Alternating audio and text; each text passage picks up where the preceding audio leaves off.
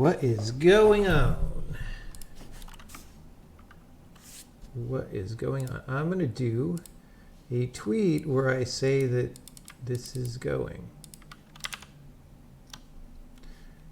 I still never changed my... You know what? Maybe I should change my really nasty icon for now. I like the Abon Hawkins, but it never looks good.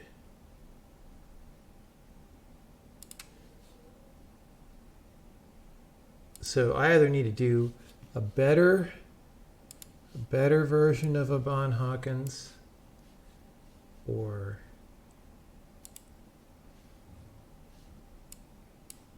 me from that game, because I'm a character in that game somehow, or I don't know.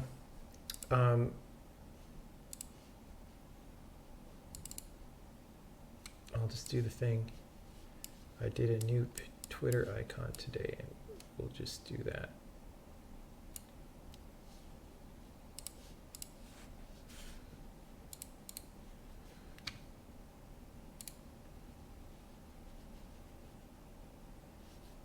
Okay, that's great. Now I will go to the tweeters. You don't like the Jesus monkey picture?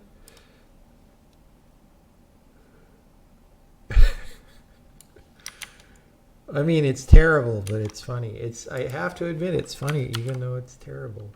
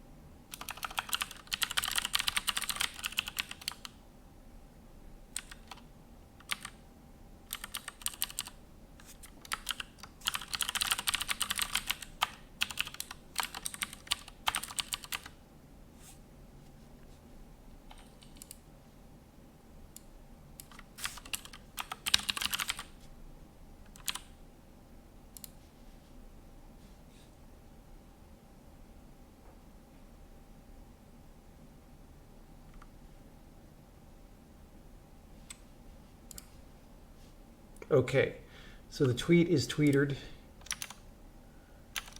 and we'll see what happens. How's it going, everybody? So once this is off my plate, I'll have one less project on my plate. OS next. Probably will take a bit of a break. Let's get the camera going before we talk about an operating system. Wait. The camera is on, so why isn't it on?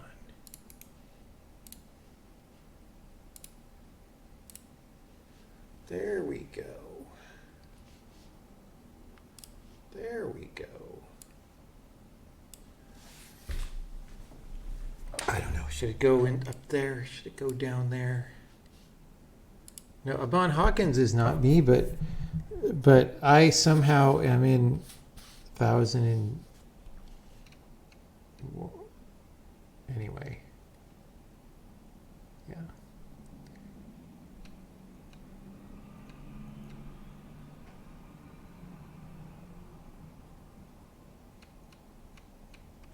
The Witness Anniversary Edition. When? That'll happen after Braid Anniversary Edition by an unknown amount of time. It's a little too early for that.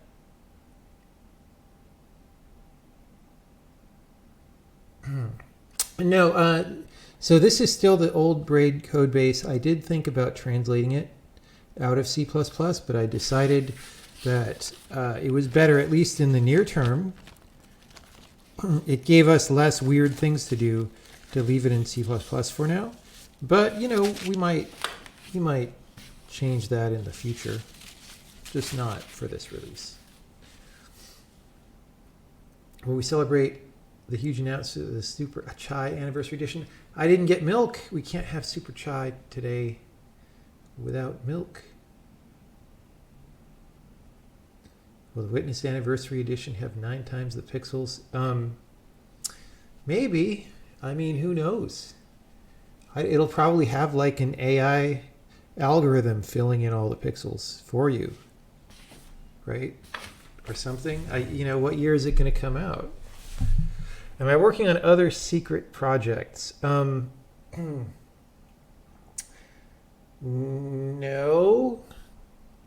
probably. I'm not thinking of any right now.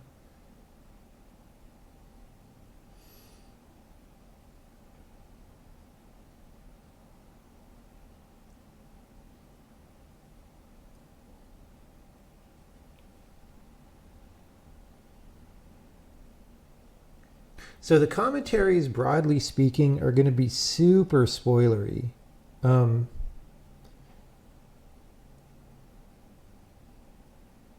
Like I wouldn't do them if you haven't played the game, right? I don't know how we're going to manage that. We're going to have a big warning screen that says, "Warning, don't turn these on unless you want everything to be ruined." We'll see how it goes, though. Where'd the idea for the live action portions of the trailer come from? I think that was David's idea. I mean, he's the one who wanted to do that. I don't know if somebody else suggested that to him or if he came up with it, but I suspect he came up with it. I was worried that that was going to confuse people, that they would think they were seeing a trailer for a live action game. But then Sony decided to put not actual gameplay over it anyway. So that was what it was.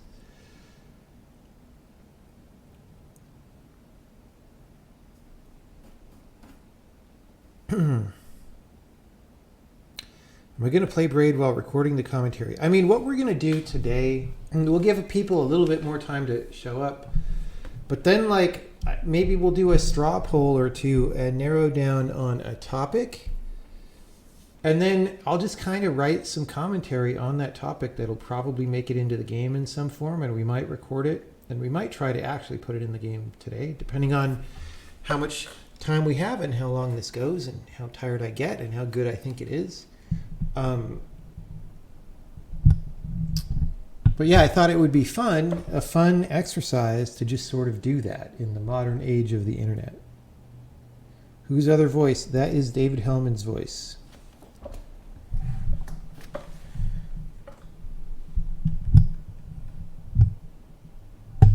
Are we just going to agree that chat today is super spoilery? Yes. Warning, if you haven't played Braid, you don't want to be here. Why don't I put that in the twitch.tv and on the Twitter tweet? Let's put that on the Twitter tweet.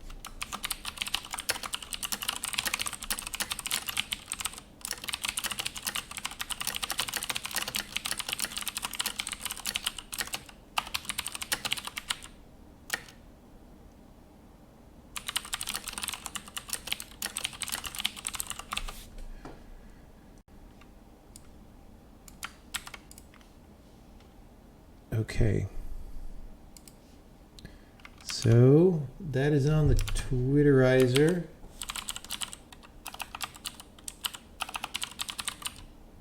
Why do I not? Where is... Dude, the new Twitch interface is so weird.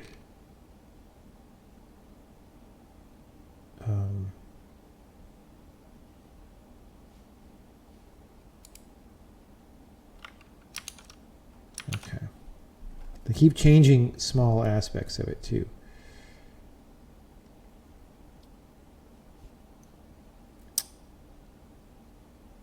Okay.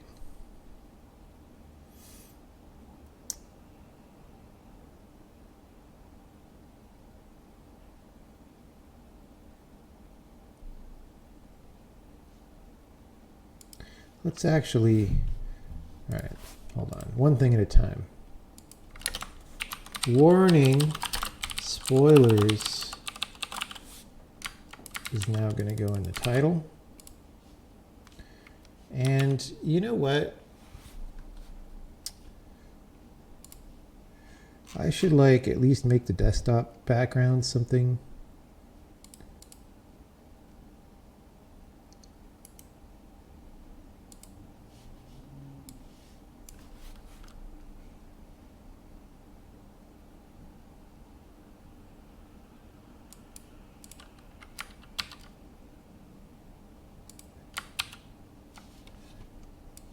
Oh, I already have that file. Like, things keep going on the other monitor.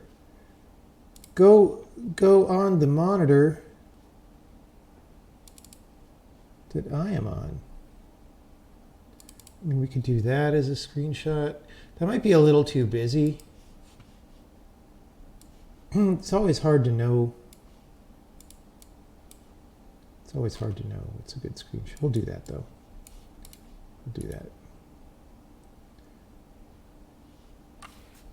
Set as desktop background. Boom.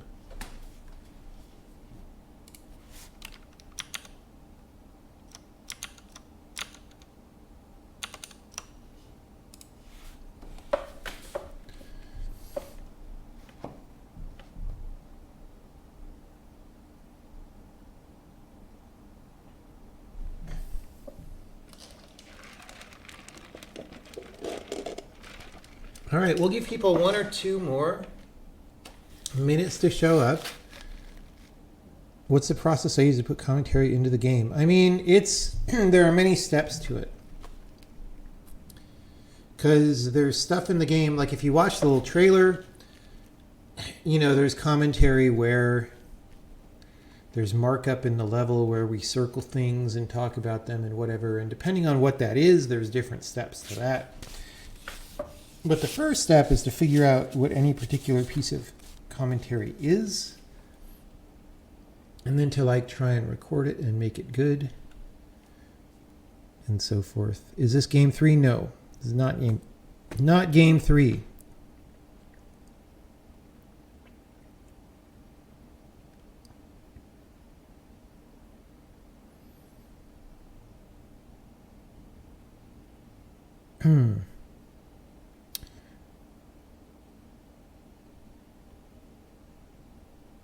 You notice there was no option for commentary on writing or narrative design. Is that intentional?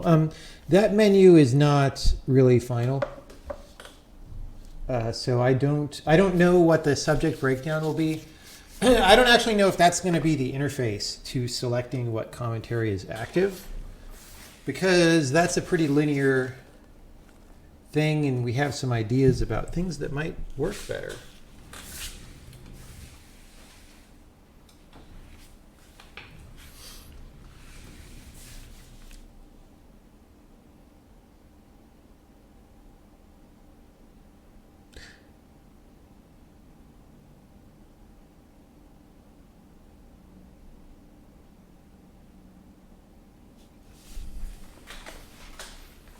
Do I plan on making commentary a new game plus kind of thing, or is it just something you can turn on?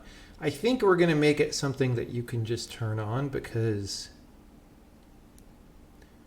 if that's what people are interested in, then making them wait a really long time to get to that is maybe not good. But it also will ruin the game for you if you haven't played the game. So yeah, we'll put a big warning on that or something.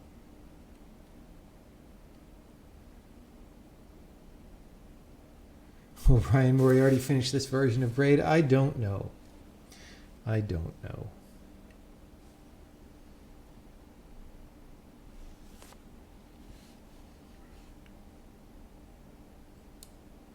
Okay. I need to clean all these icons off my desktop, man. I don't want most of them. I don't really want any of them. Like, whoever uses desktop icon, it's just not a thing. Especially Uplay. All right, great. Great. So, the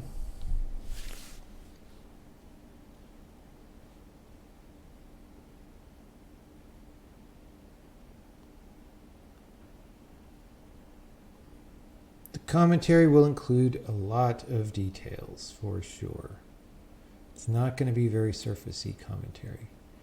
Were there any bugs that were misinterpreted as potential Easter eggs? I don't know of any bugs that were interpreted as Easter eggs at all. Maybe there are some, but maybe I just don't know.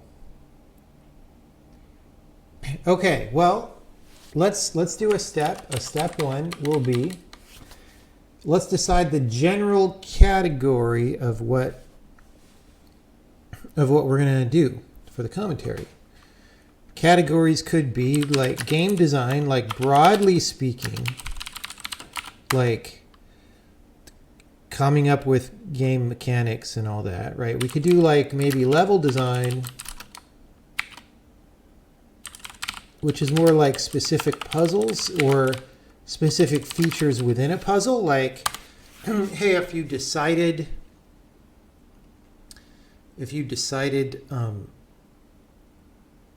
that this should be a particular puzzle and it wasn't like how do you decide if this thing is to the left of another thing or above it, or, you know, I don't know. We can get into that if we decide on that category, right? We could do I shouldn't really put art on here that much, because that's something that, you know, David is much more equipped to talk about the specifics of. I mean visual art kind of things, not games as art.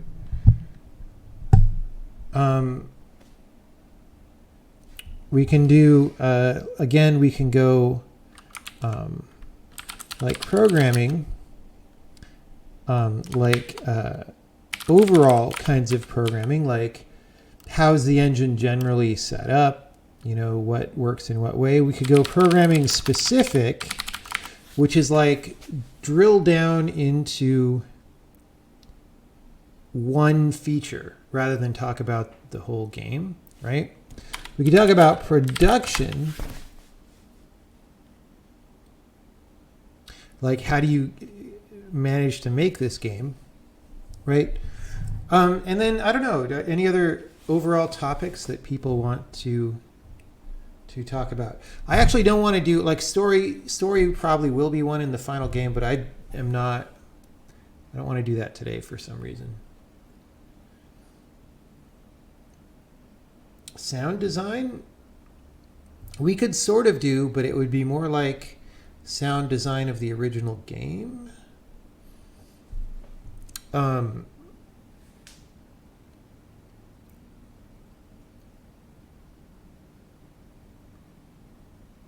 We could do that.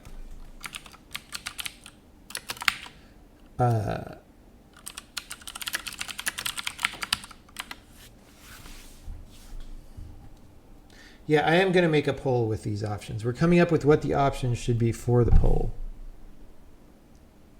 Art direction, right? That's something that I can definitely talk about.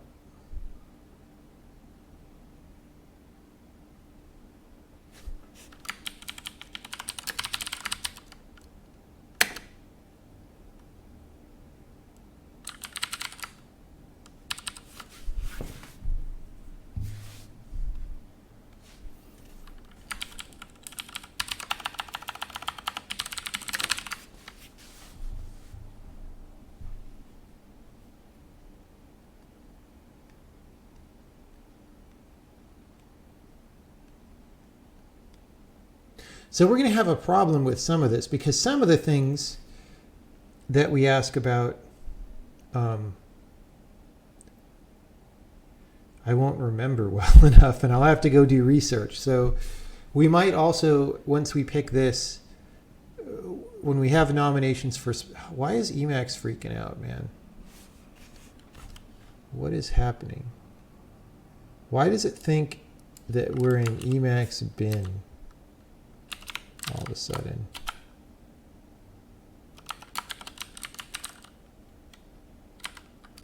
I just want that to stop, so. Okay. Hopefully it'll stop doing that. Okay, is this enough high-level topics? I feel like it is. Yeah, I'm just not in the mood. I have to say this a million times. I'm not really in the mood to do story stuff today. Doing story stuff is hard. And so we're doing easier stuff.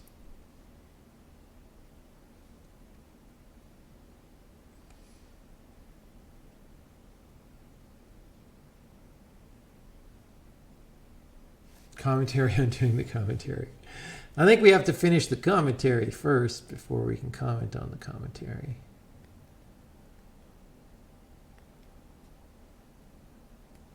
Some kind of reflection on the game, looking back at it after so many years. I feel like we would need to get a little bit more specific about that, because I kind of almost don't know what that would be.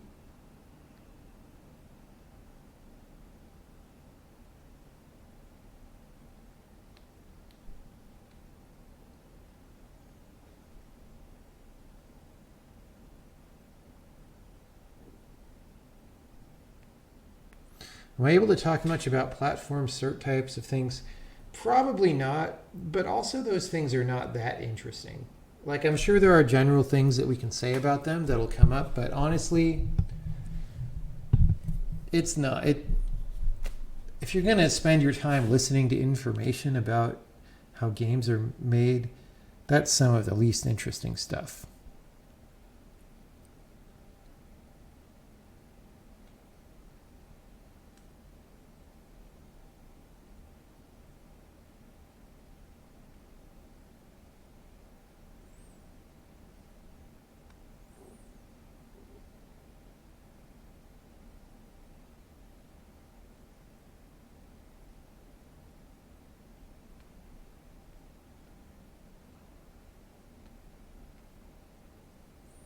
The things I wanted to change because I disagree with their design now, but avoided changing for purity reasons. I mean, there's definitely one or two things that we're going to talk about in the commentary that ideally would be different, but to make them different would require changing the whole frickin' game. So I'm not going to do that.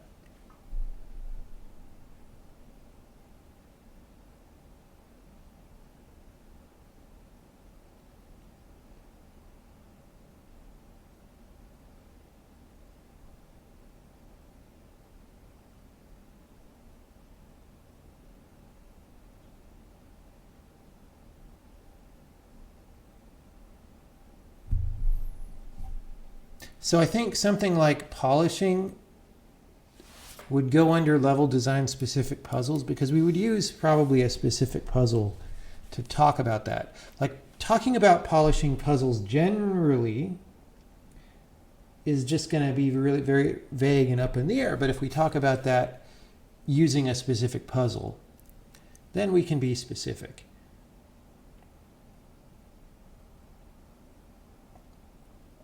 Like, literally, anyone asking me why a new edition, just go to braid-game. Let me put the link, right? Like, general questions about what is the deal with this can all be answered at the following link that I have just pasted. You just scroll down below the video and you can read the informations.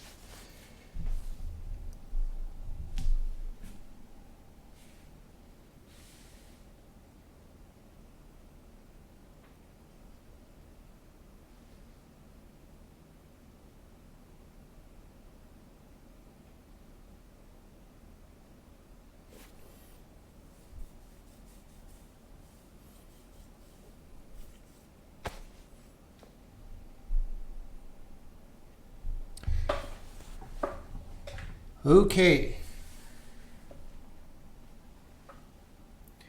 Any other suggestions for general categories? In a minute or two, we will make a little poll and we will vote on all of these. And we will pick one of these, and then we will pick specific categories or specific topics within the general topic. Wasn't the simpler animation an artistic choice in the first place? No. No. I mean, it was in the way that, like, you always tune things to do the best with what you have, but that was what we had. Cut content should be a category. Maybe, but I don't like... The problem is there's not that much of that, and it's not as exciting as you think. Because again, like, cut content is all... Like, it's usually cut because it never got to the point where it was very specific and something that you could see and understand, right? Like, usually the ideas don't work long before that time. That was a little different on The Witness. On The Witness, there's some stuff that I actually really implemented all the way. For Braid, not really, though. There definitely were some things that didn't go all the way to being full worlds, but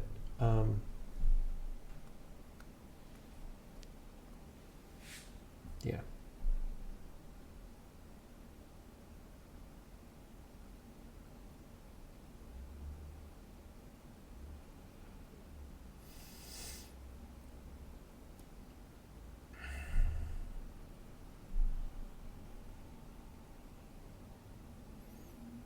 Okay, I'm not hearing any new categories.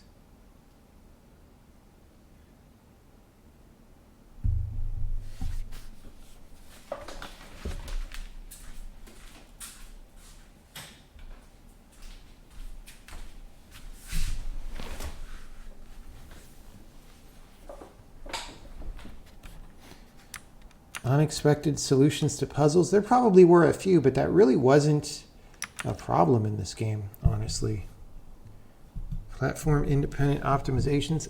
I mean, I think optimizations is probably under programming specific feature in some way. Because it's like, how did you make that particular system fast or whatever?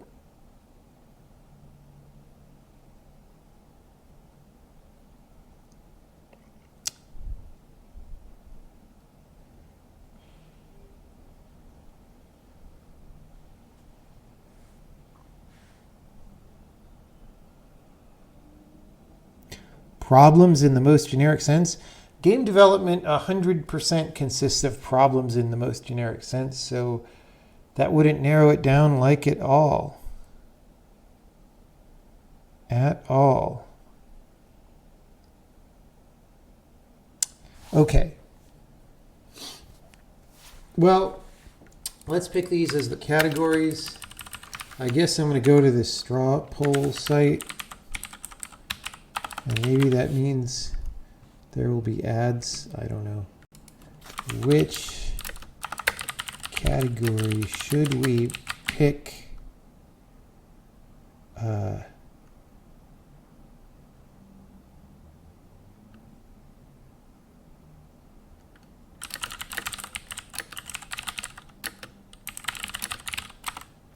Okay. My question is not even going to be that coherent. You know, this whole thing might not go well, honestly. Because I'm tired. Like, anytime you do an announcement or a launch or anything and you're prepping from that, you can get tired. So I might be too tired to, like, think the best, to think real good today. All right. I'm creating a poll. Here is the poll.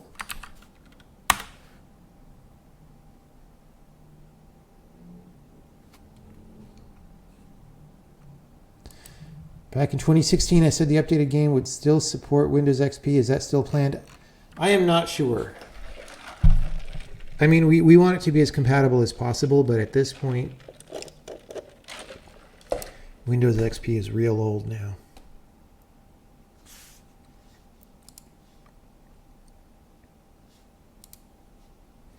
Okay, I'm going to warm up some tea while we are doing the votes.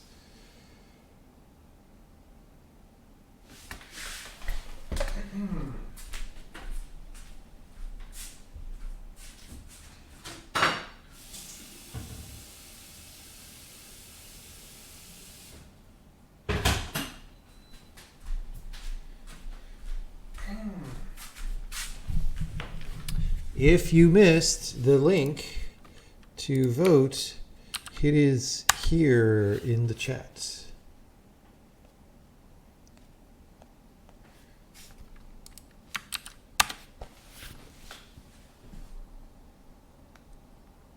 You just want to know if this new version, because of labor costs, will cost more than the original. It is already a lot more expensive than the original. I'm sad to say. That is just where we're at right now.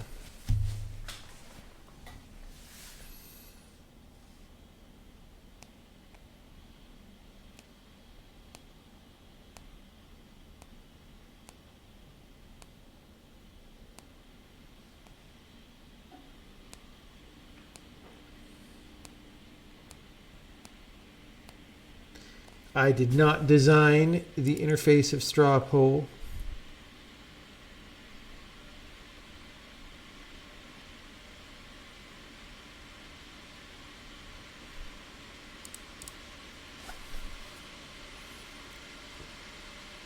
Would I consider the art of communicating well as an integral portion of game development? Yeah. Yeah, I would.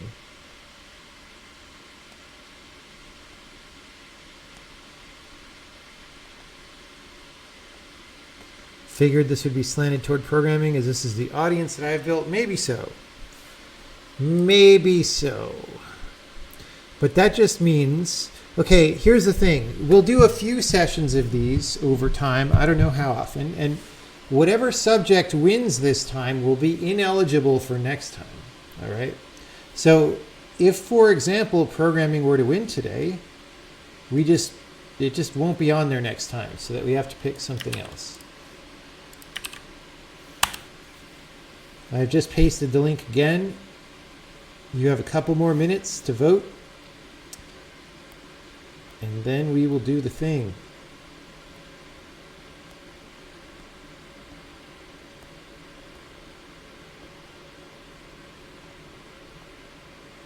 Would I ever consider releasing the code as open source for learning purposes? I would consider that. Not for this release, though. Could I ever see myself making a sequel? Yeah, just not for Braid or The Witness. Or if there were a Braid sequel, it would have to be a completely different... It wouldn't be a platformer with time rewind.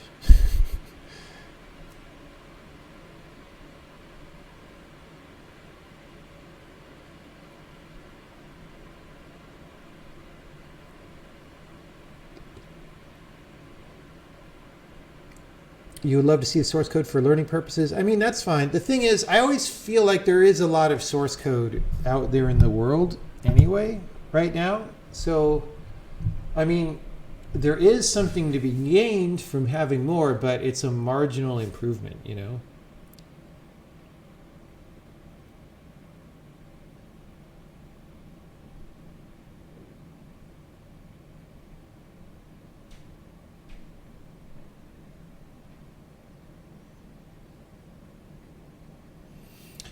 All right, the water is boiling. I'm going to go pour the tea, and then when I come back, we will look at the results of the poll.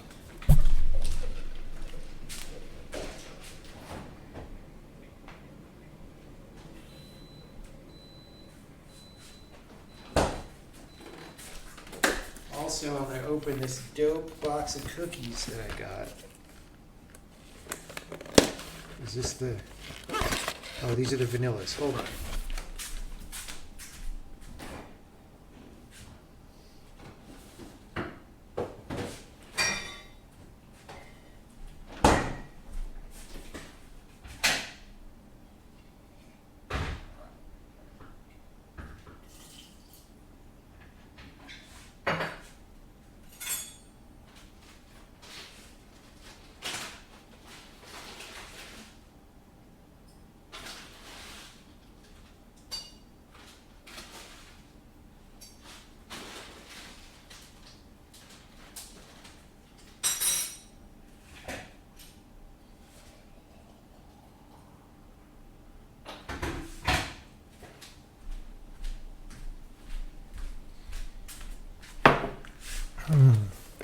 So a very nice thing to have on a day when you worked hard to get an announcement going out in the world is to have some very nice cookies from Japan that you normally didn't know how to get anywhere except Japan.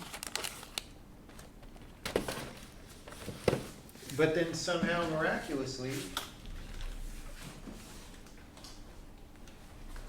they were in your hometown.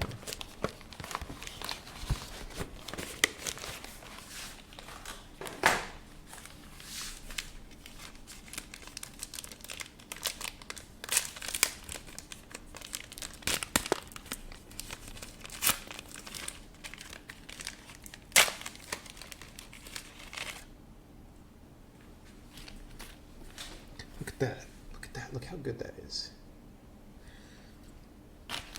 All right.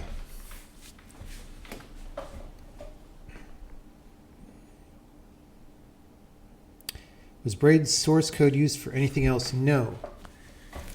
It is true the Spelunky guys looked at it and they opted to go their own way.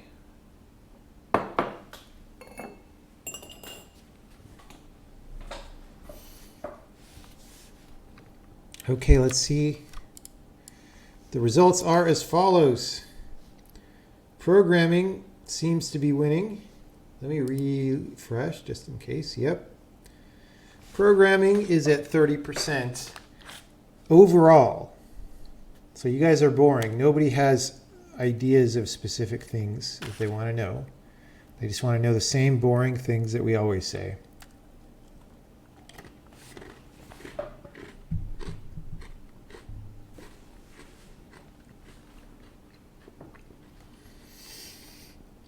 That's fine, though.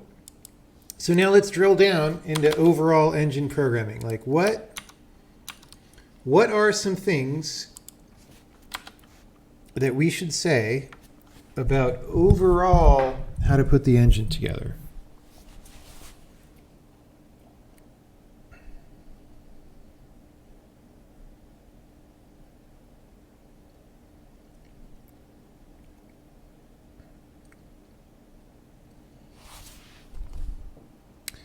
Memory management,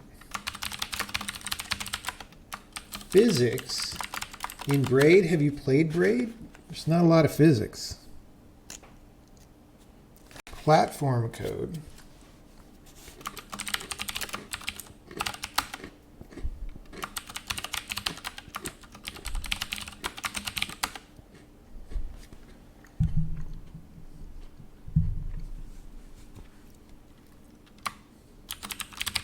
Rewind. The thing is, there's already like a GDC speech online about Rewind that will be in the game in better form as commentary, but that means that I kind of don't need to write any of that now, you know? So I'm actually going to remove that because whatever information I'm going to say is mostly in that video that you could already watch on YouTube. Even though it's kind of silly to say we're not going to talk about Rewind. We could talk about specific things about Rewind, like memory management involving Rewind or something.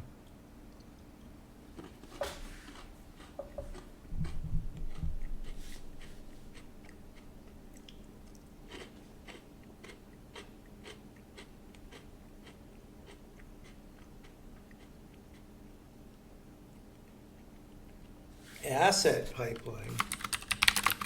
I don't know how interesting that's going to be.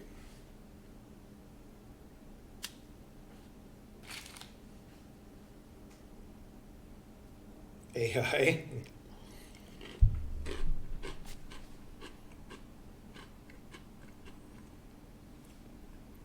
My implementation of certain engine components versus the industry standard. What do you mean by engine components? And what's the industry standard?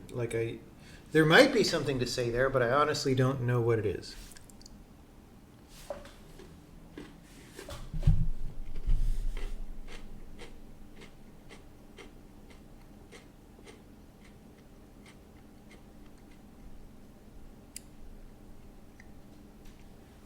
Editor. So people are saying editor. So we would be talking about not the features of the editor exactly, but how it's programmed.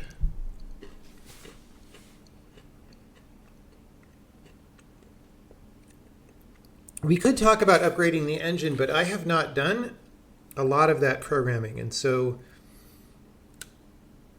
there are other people that would best be in the room when we did that discussion, and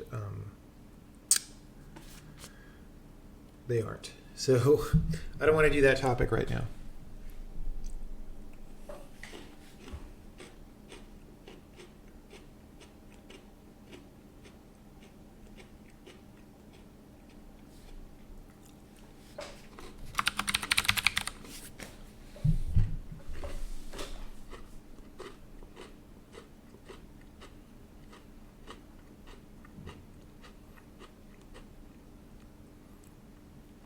Data-oriented design or something along those lines. This code was written way before people were saying data-oriented design, as far as I know.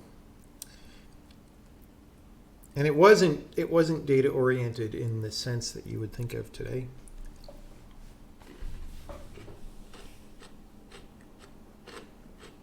Okay, one more minute.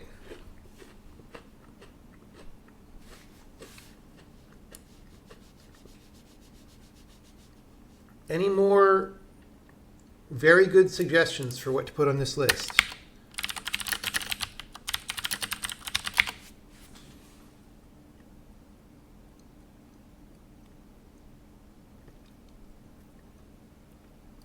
Does the anniversary edition use the old code? Yes. It is not a complete rewrite.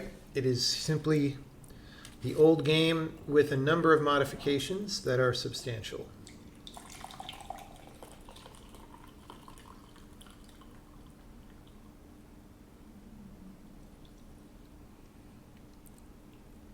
How do you handle switching between the old versus the new version of the game?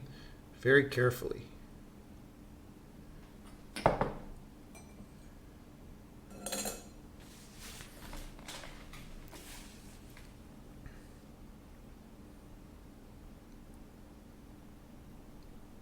Serialization and deserialization. That sort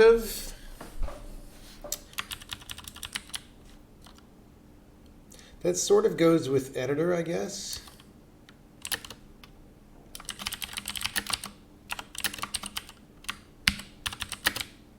Something like that. Okay. These are going to be our topics. We're going to go to the straw poll again. The amazing technology of the straw poll, where as far as I know, I can't just... Let me just try pasting all these things in and see what happens. Nope. How did I know that wouldn't work? How did I know that wouldn't work? All right.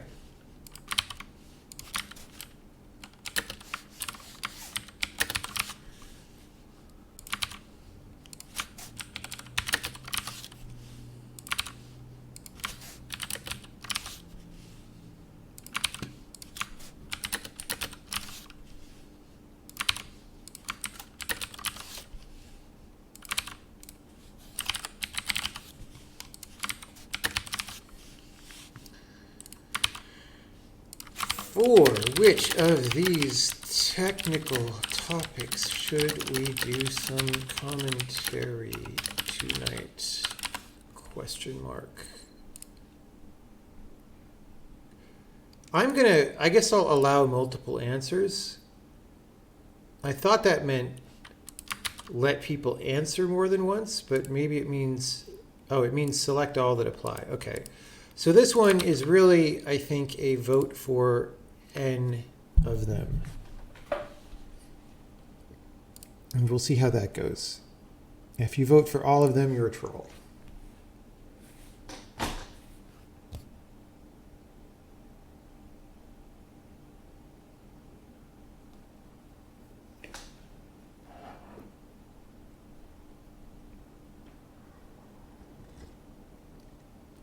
So that is a link that I've pasted into the chat, and you can follow it and you can answer the question. Wow, people are so predictable. How did I know that this would be the thing?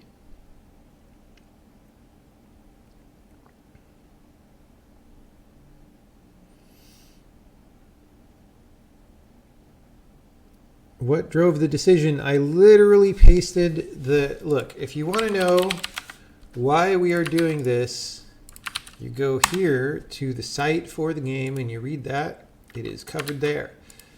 If you want to talk about commentary, you go to this link and decide what commentary we are doing.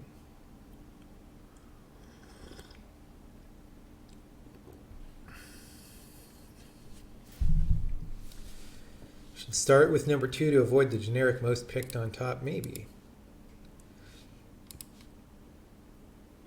Maybe.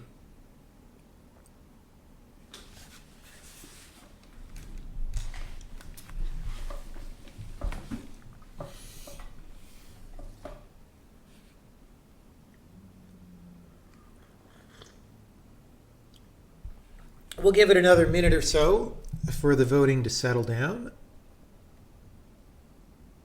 And then we'll actually start.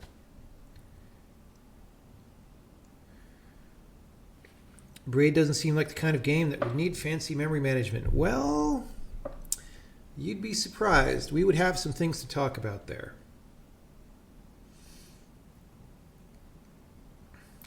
Q1 2021 seems quite a short amount of time. Well, I definitely have a lot of work to do, let's put it that way.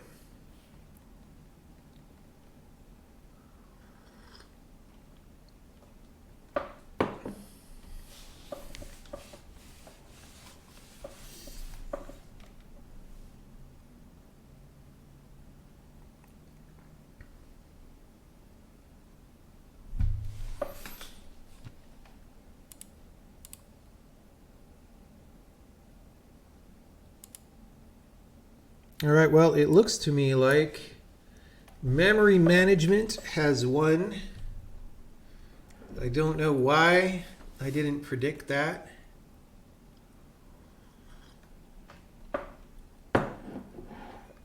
It's not a super wide margin, but memory management has become victorious. Fortunately, there are interesting things that we could say there. It's tied in with a bunch of different topics. So now we got to figure out what to say about memory management. And I don't think at this point we're going to have polls anymore, because does straw poll scramble the results for everybody, or is memory management win because it was the first item? Anyway,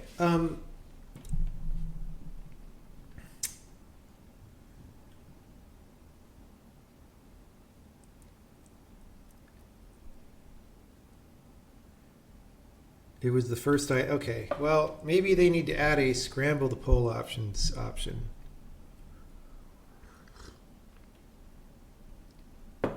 Rigged. Who will we be chatting with for the in-game recording? Several people yet to be revealed. Google Forms scramble options. Maybe we'll use those next time. All right. Don't worry if your topic didn't get picked, because we will do more. And in fact, programming is going to be illegal next time completely. So we will do maybe design, maybe production, maybe audio, one of these things next time.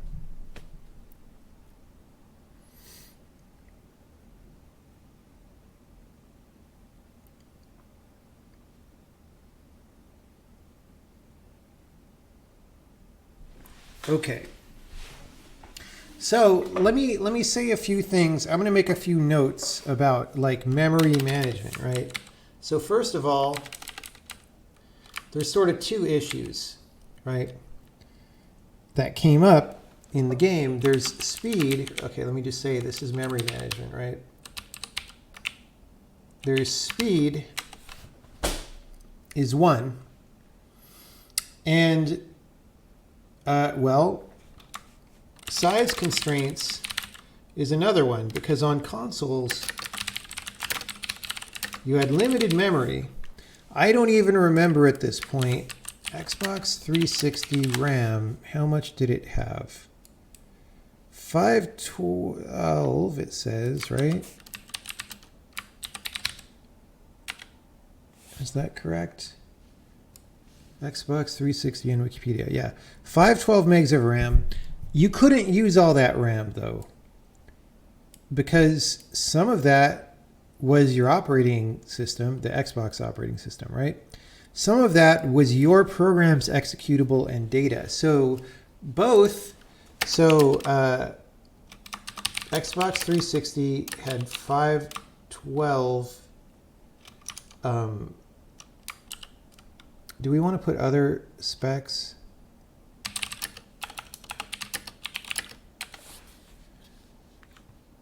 Like, do we care that it's GDDR3? Probably not. We could put up a spec sheet in the middle of the game if you really want the details, right? But so it's one of these things where, 512 megs, it seems like a lot at the start of the console generation, and it doesn't seem like a lot at the end of the console generation, right? 512 megs of RAM.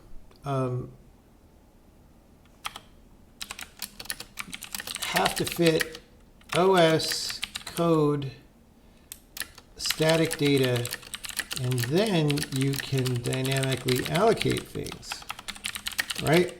So that's one thing to keep in mind, is running on a fixed memory platform. Now, there's things like certification, right? One of the tests that you had to pass for certification was, what was the name for it?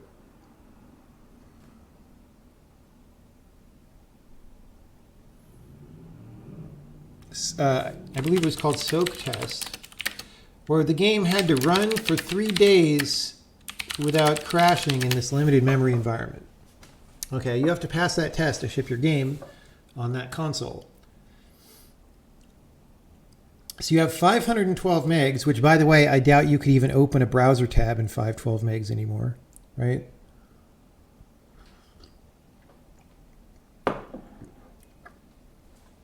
And your whole program has to fit in there. And in principle, you could have a tiny memory leak somewhere. But if you're running at 60 FPS, let's actually figure this out, right? So at 60 FPS, right, how long is 3 days in seconds, right? So in seconds, we have 60 seconds in a minute, 60 minutes in an hour, 24 hours in a day, right, times 3 days. So you have 259,200 seconds. Let's do that again to make sure, right? 60 times 60, that's how many in an hour, times 24, right, times 3, right? So we have 259,200 seconds in 3 days. If you're running at 60 FPS, that's 15 million. It's over 9,000 frames.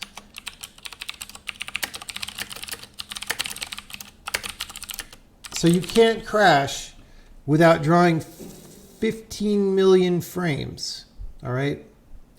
So if you somehow could use all 512 megabytes, right? So 1024 times 1024 is 1 megabyte times 512. You don't have all this memory available, especially because your game is on the system. But if you did, and you were to leak a little bit every frame, here is the maximum upper bound of how much you could leak, is this, divided by 15,552,000, right?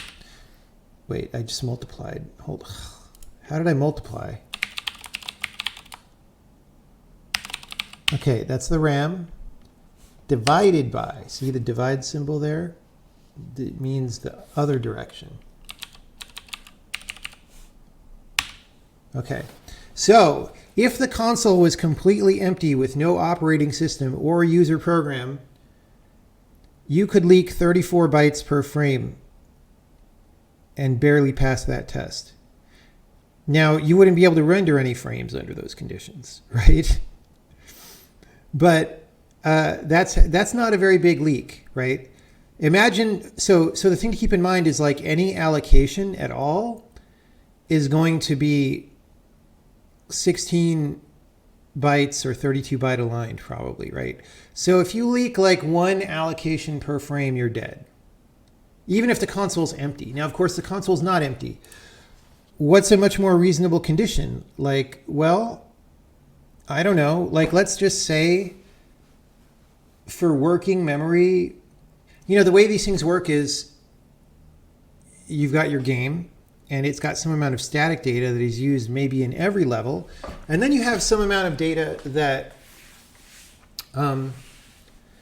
is used sometime or is used in some occasions, and you can load that or unload that or do whatever you want there, right? And so when you ship your game, you have to decide how these things are partitioned.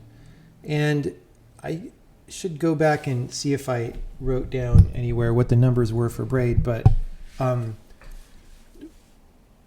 we had something like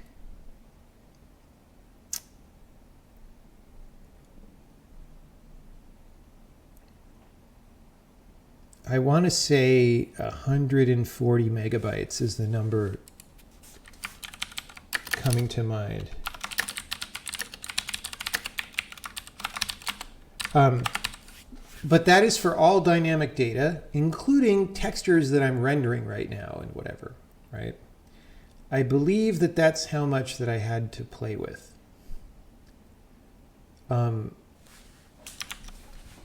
So we can do this calculation again, right? Well, we know what it's going to be, right? Because 140 is, you know, a little more than a quarter of the 512 megs. So, you know, that means we could leak about 8 bytes per frame. If this memory was completely empty, which it wouldn't be, right? Because, so we have a couple of categories. What has to go in this memory? Well, all dynamic data, textures used on particular levels, rewind data, right?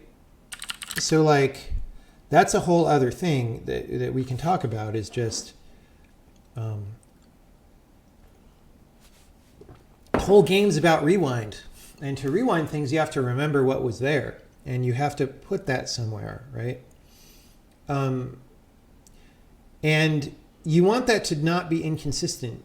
You don't want it to be that on some levels, people don't have to worry about running out of rewind, but on other levels, they have to worry really bad. Now, as it turned out, there were challenges that required that anyway, but for the game, broadly speaking, you really don't want that to be noticeable by the user, so you have to allocate some amount of rewind data, which I honestly, again, don't remember what that was on the Xbox, but it was, the vague number coming to mind is something around 50 megabytes, right? So we had a 50 megabyte area that was just for rewind to go into and that nobody else could use for any reason, right? So we're going to say that that was probably about that big. It's O of that. It might have been like 38 or something, but I feel like it was 50. I adjusted it a few times, which is maybe part of why I don't remember that well. I can surely go look it up in source control though, right? So textures used on particular levels, rewind data, the entities themselves, right? Stack and heap of the running program, etc. Now there was an additional problem, which is render targets. Like all of this stuff, right? Everything that was live had to fit in that area. Now this area could have been bigger in principle, but the problem was Xbox XBLA games loaded from a secure file on disk that was slow to read. Okay? And this file was so slow to read. So one option that I had was like, hey, all the textures are just going to be on the disk, right? You know, it's a downloadable game. And then when you go into a particular level, we'll make sure the textures for that level are all loaded. And a main like regular published Xbox 360 game could probably get away with that. But XBLA games had their whole own thing, and I/O for them was actually a lot slower than I/O for a regular non-XBLA game. And so the crazy thing that I did was the following, right? So texture maps, it was too slow to load these on the fly without giving players really long load screens. So what did I do? Well, normally you wanted textures in GPU memory to be DXT5 or so. This is a compression format, which is a balance of small and fast for GPU to use. It's not a super small format, right? It takes less memory than a regular texture, but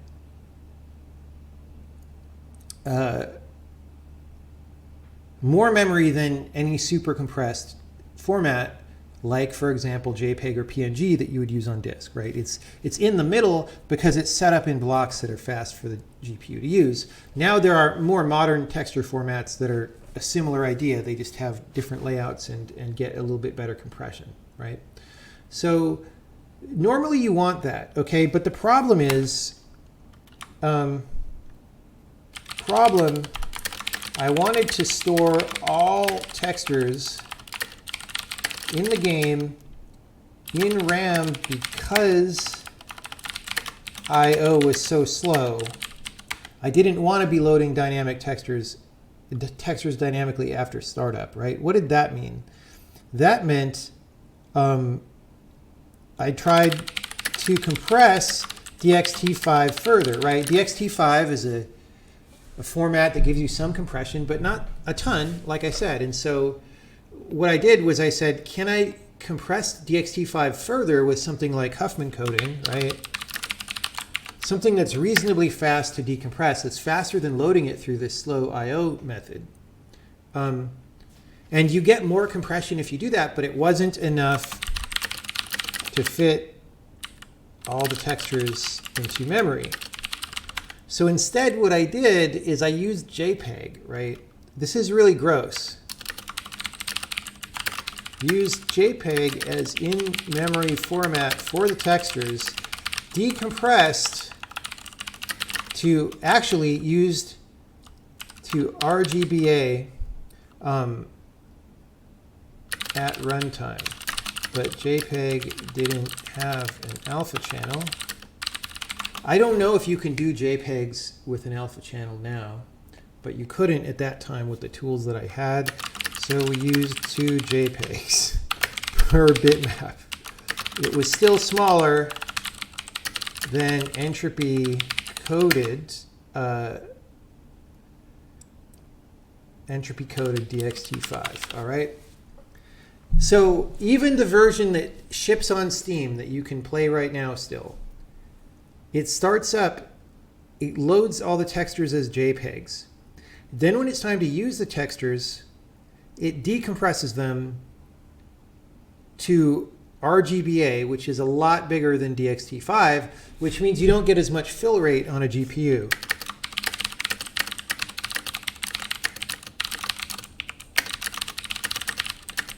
Right? And Braid has lots and lots of particles overlapping, which means it has a very high depth complexity, right? Depth complexity is when it's basically how many times do you draw each pixel on average, all right? So there was all this happening. And even once I had done this, the game would crash after a while, even with no leaks. Even if no memory was being leaked, it would crash. Why? Because rewind was fragmenting the heap. After you played enough levels, fragmentation prevented you from getting RAM of the right size, right? So malloc and free are not magic. if you're in a fixed memory environment and you need a buffer of a certain size, there has to be a contiguous piece of memory somewhere in that limited environment for you to have that buffer exist, right? Like the operating system can't magically make more memory exist in this scenario. It's all mapped, right? And then once you've used it for something, you've used it for something, right? And so Rewind originally just used malloc and free on data structures.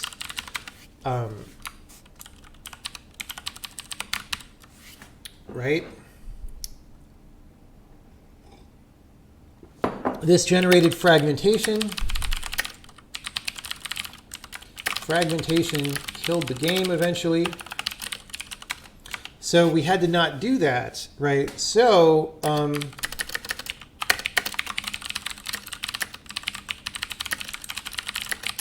this was, we were linking whatever malloc you get when you use the Xbox. So I switched to DL malloc, right? Which is not necessarily faster or anything, but it gave the ability to make separate heaps, right? So the interface for malloc in C is that there's just one heap somewhere, right? And you ask for memory, and you control the lifetime of that memory with malloc and free, but you can't ever say, these allocations go together next to each other, and you can't ever say, get rid of everything, right? So Braid is a level-based game. So an entire level should exit memory at the same time quickly. You don't want to spend a lot of time freeing random data structures just because you're unloading a level, even though that's how they teach you to program in college. So an entire level should exit memory at the same time quickly, and giving you back 100% of the memory unfragmented that the level used, right? Because that means you can then use that to make any data structure of any size that you need once you appropriate that memory for some other purpose. So DL malloc let us do this by creating separate heaps, and when we exit a particular level, we just release that heap and it's gone, right? And this was most critical for rewind data, because rewind data sort of had the most volume of potential allocations, but really it's good for anything in a game like this. I feel like that's a reasonable first level overview of what I remember as being the memory concerns from frickin' 12, 13 years ago. Are there any questions about what I have put down here so far? On 360, we actually built, oh, right. I forgot that detail. It was 2 textures. Okay, I said something wrong. Sean is reminding me. Okay, Sean is reminding me of something. Okay, so the RGBA thing that I said is true for some set of lower end PC systems that didn't necessarily support shaders, where you could do the following thing that I'm about to explain, right? Okay, so let me, I just accidentally hit something bad over here. Thank you, Sean. Sean helped me out tremendously toward the end of development. I had been working on Braid for a few years, which at the time seemed like a long project. And we were like a couple months from shipping or something, and I wanted to do better rewind effects. And I was just like, man, I'm just tired and can't do this anymore. Or like, I just have enough to do as well. And so Sean came on and did post-processing effects. And that was great. And that's why he knows some of these things. So yeah, the RGBA was a compatibility thing that showed up later. Let me find, where is that? RGBA. Decompressed to a renderable format at runtime, okay?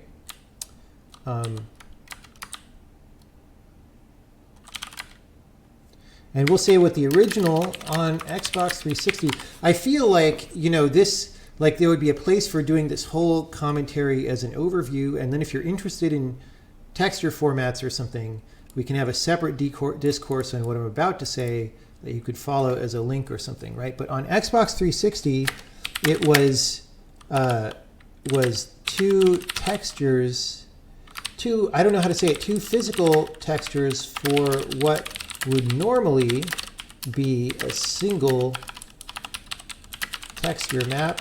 One texture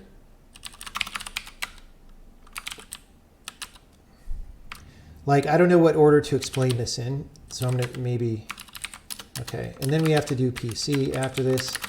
For PCs that were too low end to have sophisticated shaders, we decompressed to an RGBA texture. Okay. Now this JPEG alpha channel thing is actually common to both, I think. Okay, so one texture was JPEGs are stored in YCRCB, which is an alternate color space to RGB.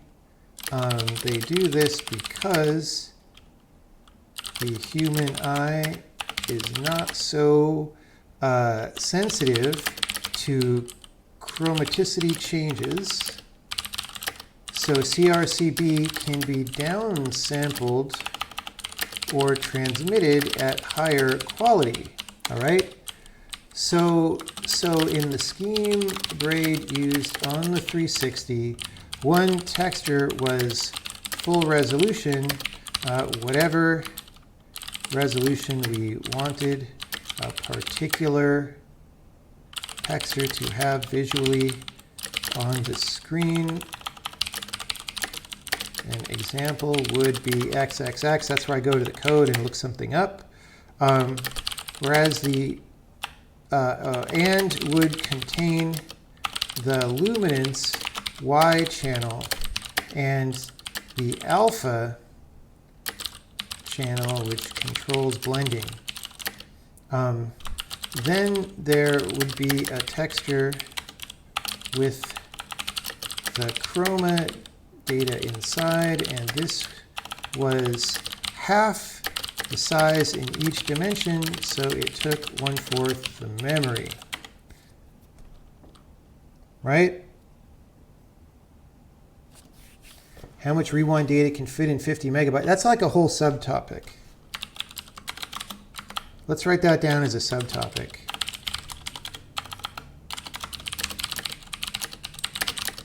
We're not going to do all this today, but this is a lot of information, right? Like, this is what's funny about game development is any time that I sit down to start talking about it, like from anywhere, there's just all this stuff to know. Like, if I were to explain everything here completely,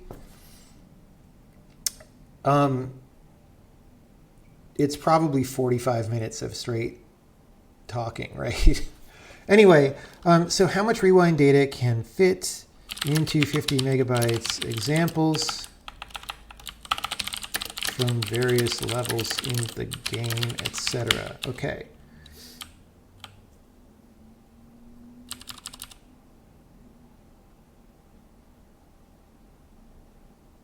So it took 1/4 the memory of the full resolution texture, right?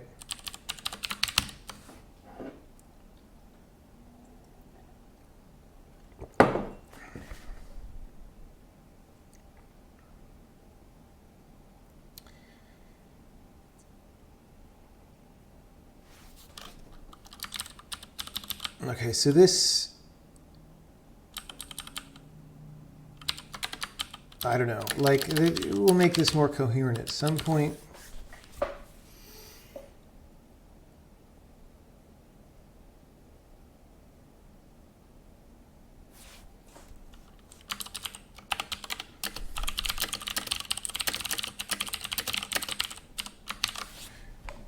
Okay. Will subtitles be available for commentaries? Yes. We show that in the trailer we released today.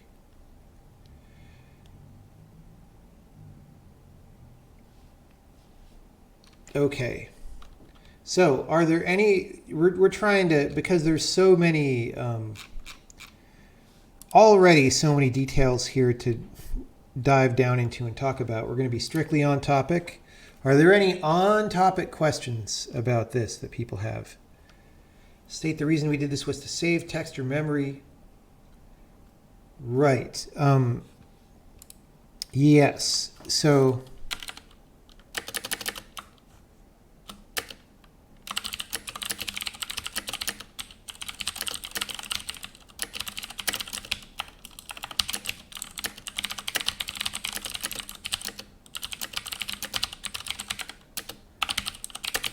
would actually be wasting memory since the JPEG itself held those channels.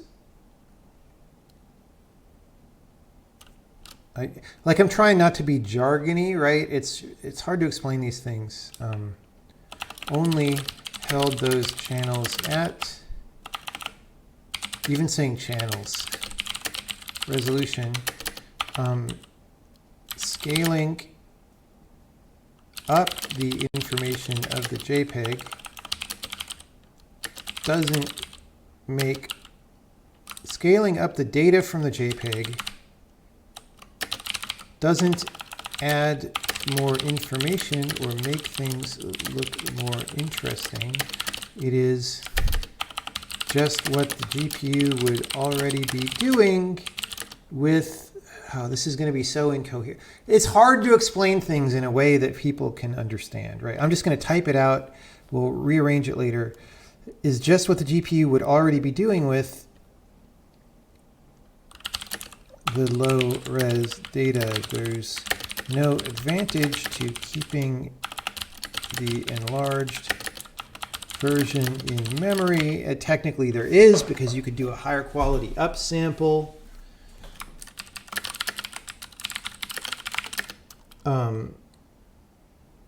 So if memory is as scarce, you just keep the texture in the smaller form.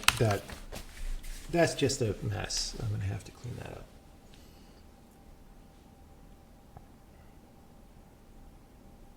Did I put a rewind length cap in the game to avoid a leak? Well, I mean, if you try to allocate more memory,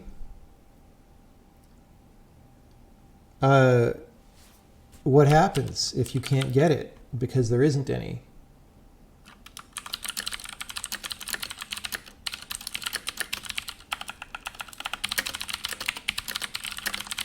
So that's a whole other topic. Will I define fill rate? Yeah, probably. I mean, I define depth complexity. Fill rate.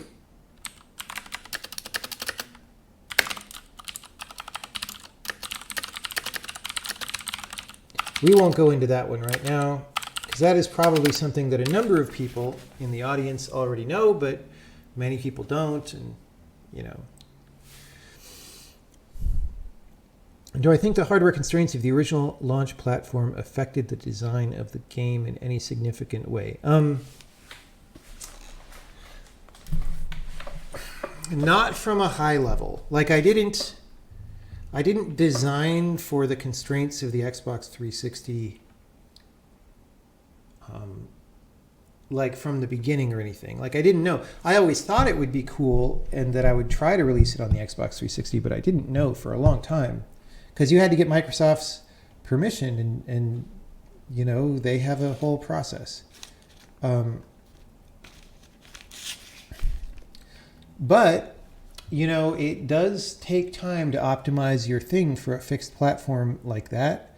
And if you somehow didn't have to optimize as much, you could spend that time on other things, some of which might be, I don't know, more design or more features in some way, you know?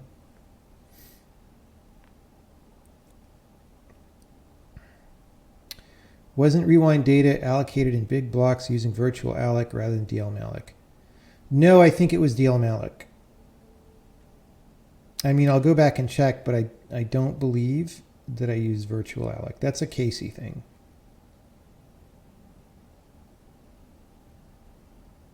It's possible that I did, though. I mean,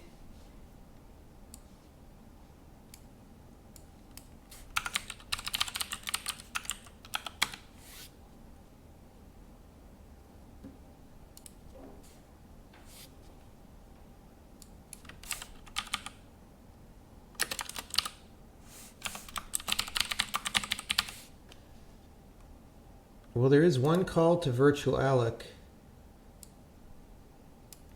but it is for platform code that I did not write. It's for a port to, it looks like Xbox One.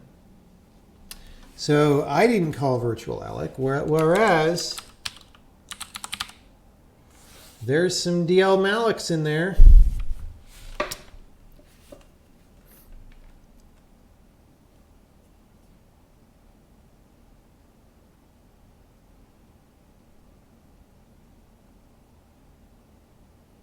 Yeah, we're not talking about story stuff today, but some other time.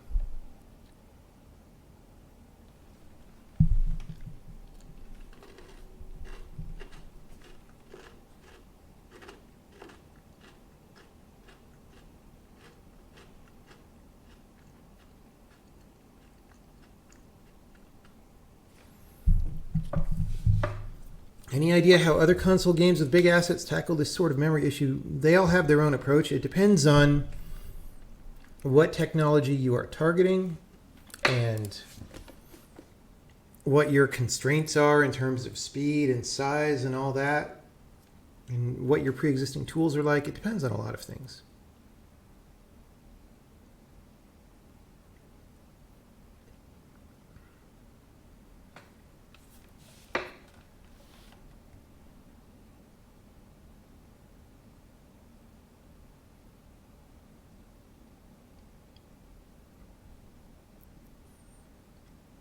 Okay, on topic questions about programming commentary. We are trying to steer this. Let's do it this way. Let's pick something from what we did here, from what we typed out here, that we can go into more detail on. Something that you are interested in hearing more about. On topic.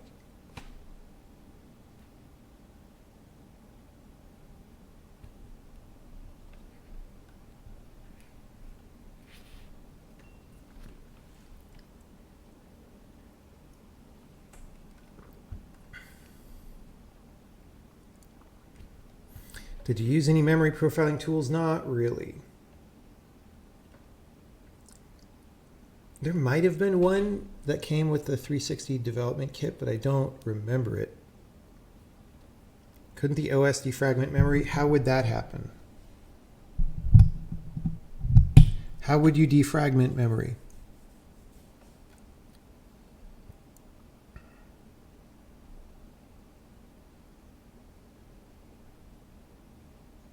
Have I considered porting it? I thought about that vaguely, but it seemed like too much of a distraction at the time. We'll probably port it someday in the future, but for now, this release will be C++.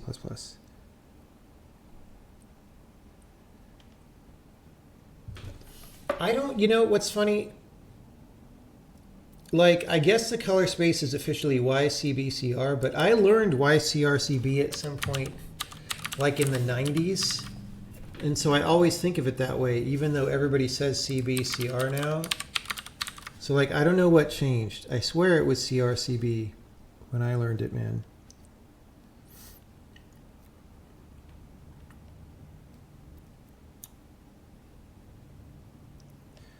Were the textures used directly in GPU and decoded by the shader? Yes. And so this is an interesting point, which is...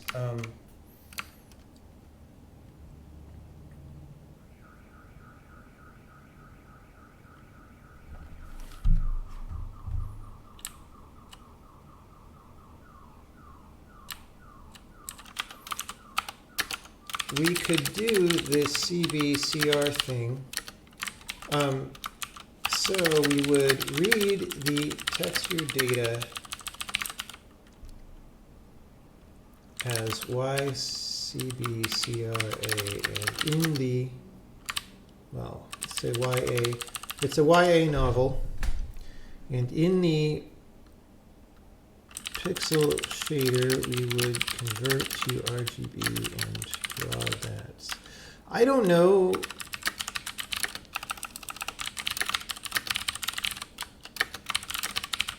Like something like converting RGB to YCBCR and back is very extensively covered on the internet, so I don't think we would need to explain it somewhere here. We could just say that's a thing that happens, and you can look this up if you're interested. But we could do the CBCR thing conversion because the 360 had a moderately programmable GPU, which was a new thing. In earlier years, hardware accelerated graphics only let you use a relatively inflexible fixed function pipeline, which would not have been able to do this. So this was kind of high tech for the time, considering. That's worth explaining.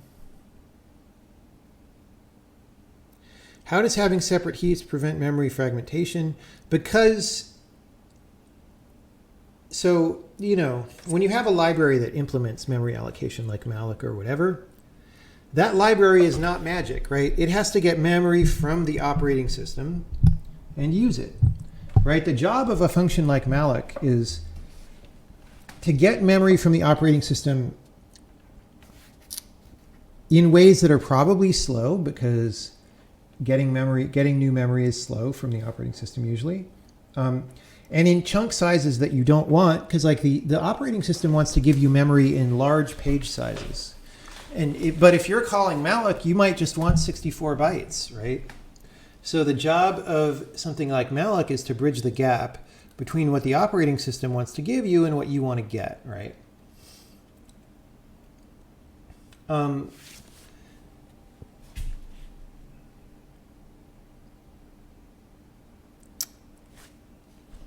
So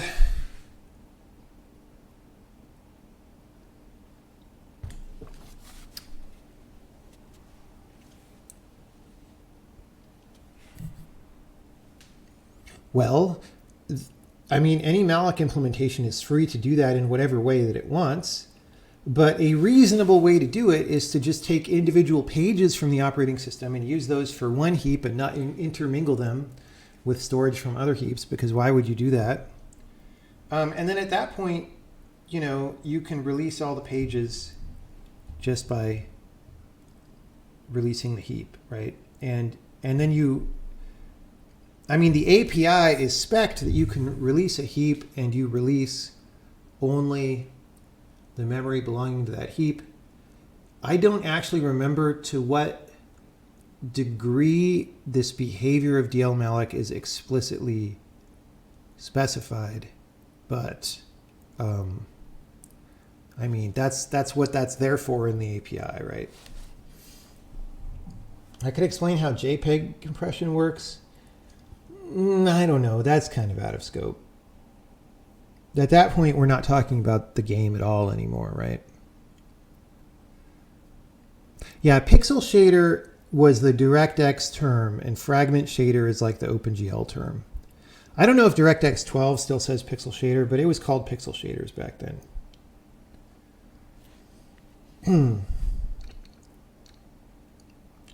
Was the Steam version just a 360 port? What do you mean by just a 360 port? And no, because I worked on Windows every day. Like, Windows is what I developed the game for. 360 was the port. What are you talking about? Using entitled gamer language like that.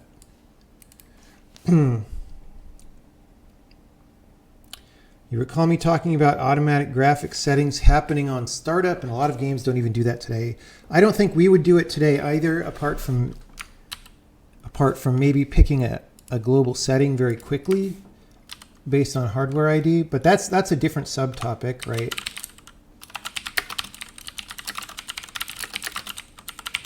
That's not going to be part of this, but that could be a thing covered separately.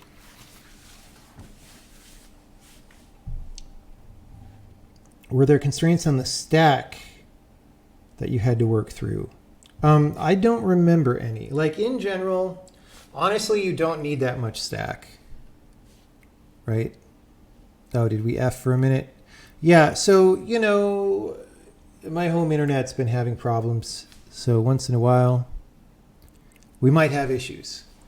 But somebody asked, did you have any problems with the stack? And I was saying,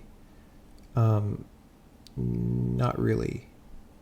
It is a good idea. We probably should show YCBCR channels.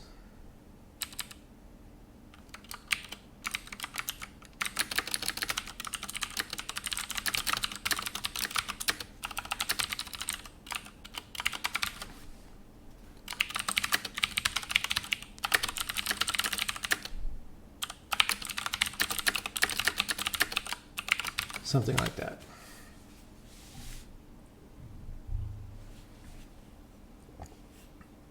Which graphics API did the 360 use? DX9? I think it was DX9. Was it mostly single-threaded? You mean the renderer? Yes. The renderer was completely single-threaded. There was an audio thread, right? But that was pretty much... Oh, there was an audio thread, and at startup, we had a loading thread because... You might remember this because some of the stuff you did might have touched on this, but like, you know, it's an Xbox 360 platform requirement that you have to show some kind of animated picture within N seconds of startup so that people don't feel like their console just locked. And so there was a very small package that we would load in the very beginning that went to like a loading screen. And then while that was going, the loading would happen in the background, and that would do all this like JPEG loading and stuff. But then, you know, that thread was only really for startup and didn't do anything at runtime. Wasn't there a level editor in Braid PC? There was, yeah. It wasn't released with the initial version, but I patched it in later.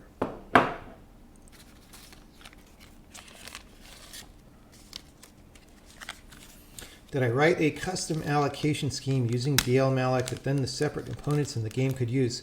What do you mean by custom allocation scheme? I mean, like dlmalloc gives you a pretty, like it gives you malloc, right? Like what, do you mean like building other kinds of allocators on top of that? I didn't really, but if it did become a speed problem, I could have. I might have actually. I don't know. I don't remember that.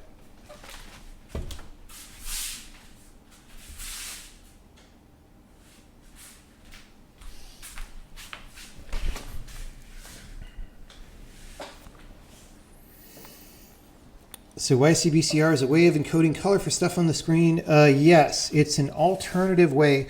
There are an infinite number of ways to store colors. And RGB is one of them. In fact, RGB is a family of them. And YCBCR is an alternate way that is related to RGB by a linear transform. Was Braid a full-time project during the entire development? Mostly.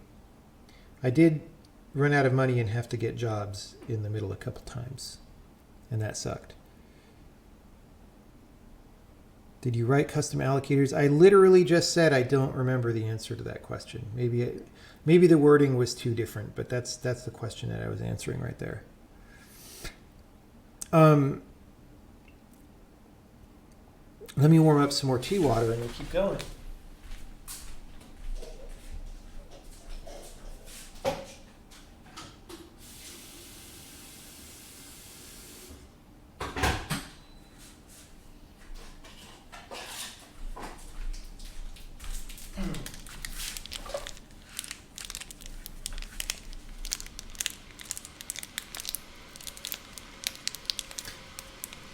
I don't think we're going to actually use that dialog that we programmed, the dialog launcher box, because I think we just kind of want to do PC without a launcher box, but we'll see.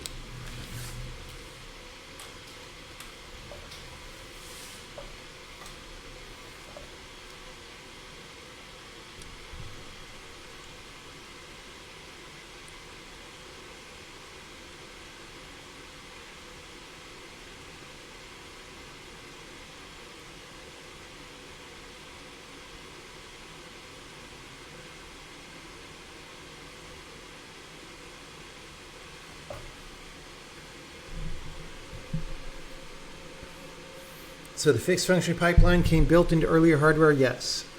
And it was even built in on the 360, or at least emulated.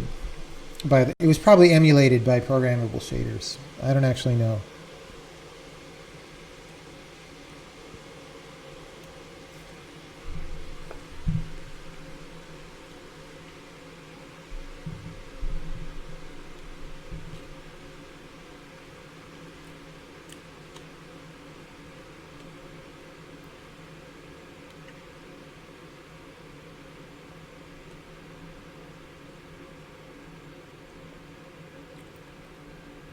Okay, on topic, people. On topic. What do you want to know further about the things that we have said here, or are we done with it? Are we just done with this, and then I should record part of it, or as much of it as I can do?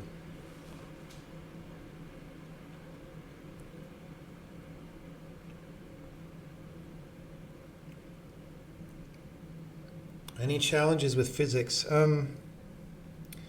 Not super much. This could be a topic sometime. It's not related to what we're doing here, but that is some of Casey's code, actually. Casey has some code in Braid. He might have forgotten that, but it's true. He didn't work on it directly, but he emailed me a function that I used. Or a couple functions, or a file of code.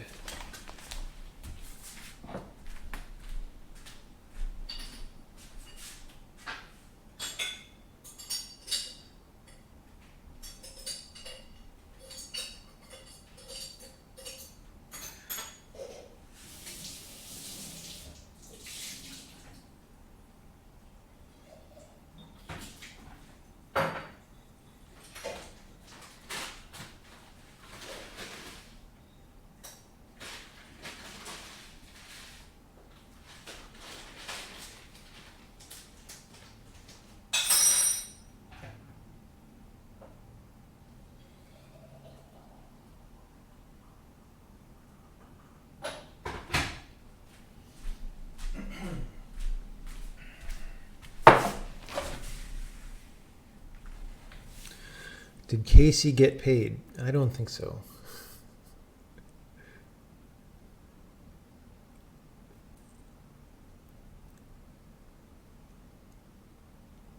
Did any of the other data need to be compressed, and how? The music needed to be compressed.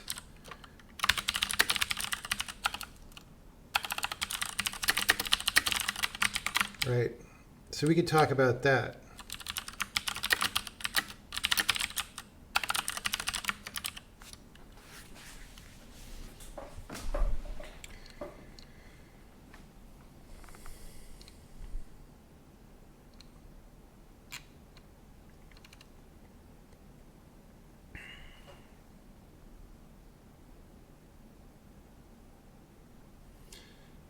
Why is everyone frowny facing? What did I say? What did I say? When to allocate free entities or whatnot, like actual gameplay state memory management rather than just graphics. I mean, we could talk about that. It's not that important, though. It's just not... There's almost nothing to talk about there. I don't feel like.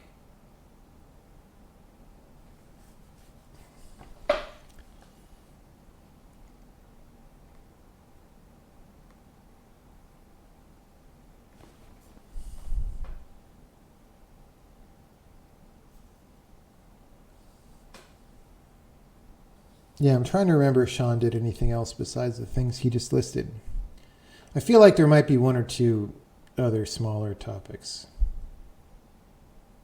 I don't remember what they would have been.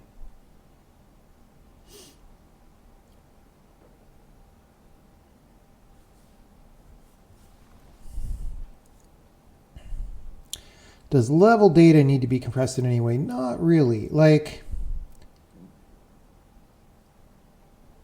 I mean, maybe that's something we could go into, like, if we're talking about what needs to fit in there, right? We could go into, like, how big is the code? How big is the static data, right? How big is a level? Number of entities, bytes per entity, right? How big is audio compared to graphics? That kind of a thing. That definitely could happen. That, though, would definitely not be in the middle of this. Like, this would be like a cursory mention, and then we would link you to a different discussion of that.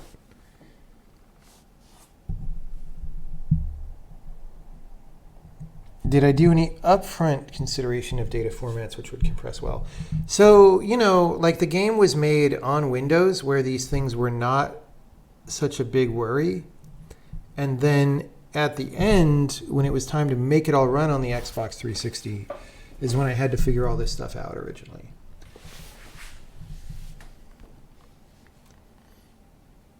Did you have cache memory problems? So I do have to say, one of the areas where I probably did not do that good of a job on the 360 port, maybe I would have if I'd had more time, but 360 was really brutal because it was an in-order processor. It had this thing called load hit store, which I don't know if we want to go into it, but basically you can make it so that your processor is not able to make any forward progress until it does a round trip to memory. And typical random code that any programmer would write would cause that to happen frequently. And so you kind of had to be very careful about avoiding load hit store. And honestly, I didn't really do that very much. I think it wasn't maybe that bad because a large percentage of the CPU time was spent in particles, which didn't, you know, for particles, you're generally writing into a linear buffer, right? And so you don't really have that problem very much. You're in more of a tight loop. But I feel like the non-particle parts of the code could have been faster if I had been better at that.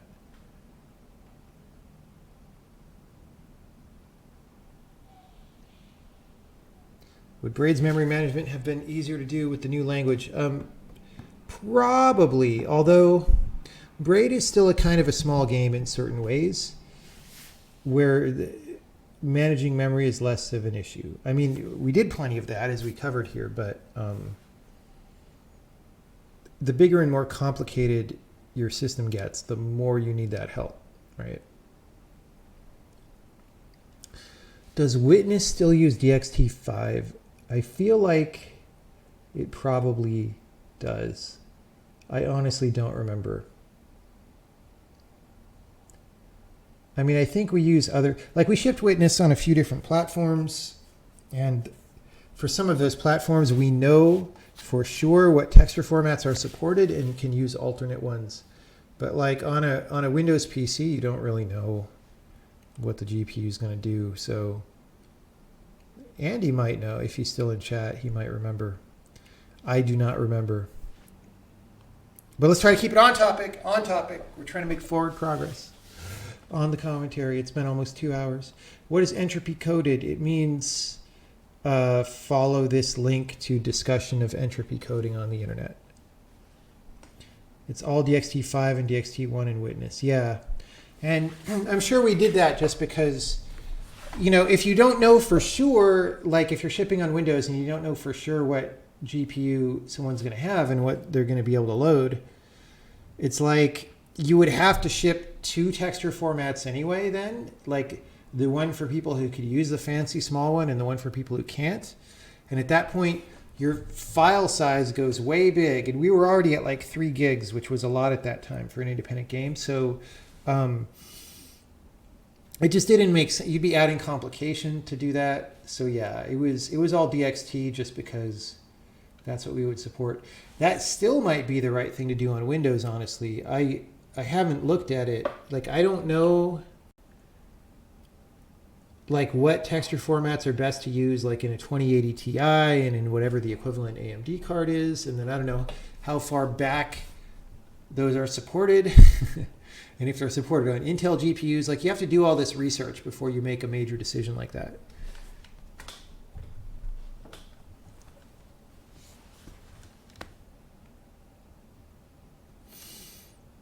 Any challenges with the 360 being big endian? Was it actually? I was actually, this came up in conversation the other day, and I didn't actually remember if it was big or little endian, but I guess it was big.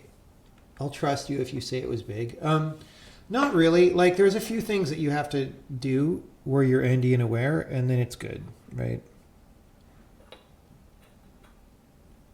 What about how I kept the memory organized? I mean, we literally were talking about that before. Any constraints with executable size? Not that I remember. The executable for Braid was not huge, right?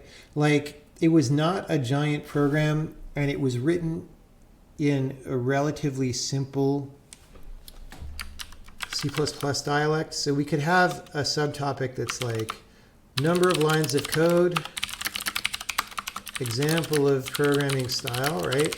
Like what that would look like. But it wasn't, you know, like when you hear about all these things like where Facebook runs out of Java patch memory on Android or whatever, like it's usually because they're doing things that are nuts, right? Like they just have way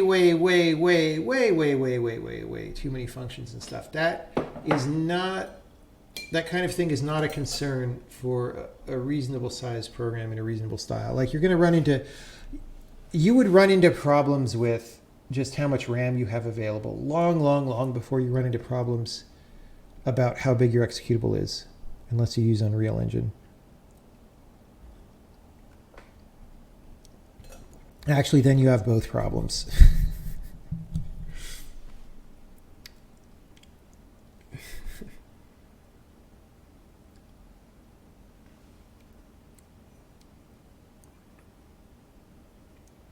Was that the programming style I used back then? Like whatever you saw me programming was probably the Braid style. Or maybe that was Witness style. If that was from Indie Game the Movie, it was Witness code. You know, my code in Braid and the Witness was probably about the same style for both. Witness was probably a little less C++-y on my part, but still roughly the same.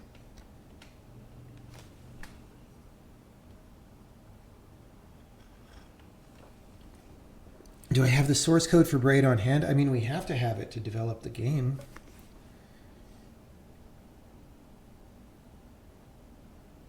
Did any of the larger levels cause you memory pain on the 360?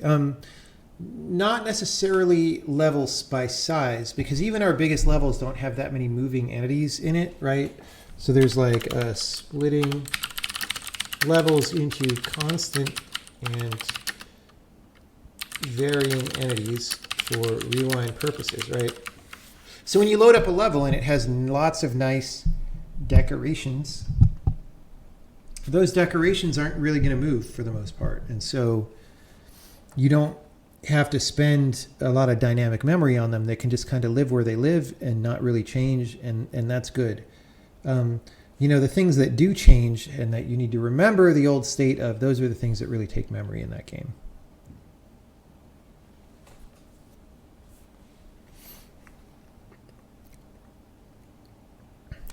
Did I do automated testing? I didn't really. Like, would I open it up to jog my memory? Maybe. Did I also head development on the PS3 release? From afar, like what happened was some other people did that port, and I just sort of acted grumpy about what they were doing.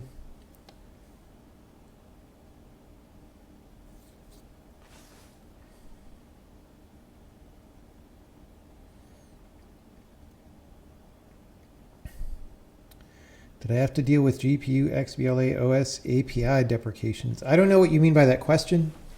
You know, on something like the Xbox or on any of these consoles, once you ship the game for a given SDK, they don't make you patch your game later, right? It runs on that version of the operating system. Right? This isn't like the frickin' iOS or something.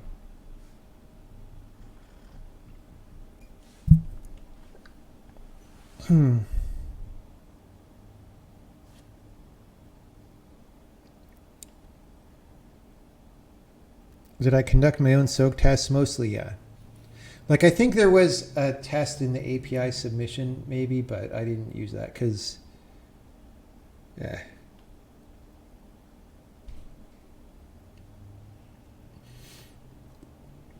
Okay, on topic. Are we done? Are we done drilling down into these? Let's do the overview again of what we said here. We were talking about memory management. For speed purposes, which we didn't go into this at all, because there was a lot more to say about size. That was really my main concern that I was working on, was size. Dealing with the limited memory of the console and all the things that had to fit in there and how much you can't leak, right? All this data has to fit in there. And we did a lot of shenanigans with texture compression in order to make things fit. This fill rate thing.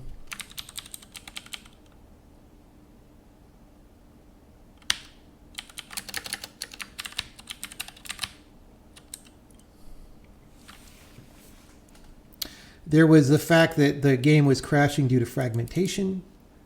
And then there was the fix for that about using an allocator that let us use multiple heaps.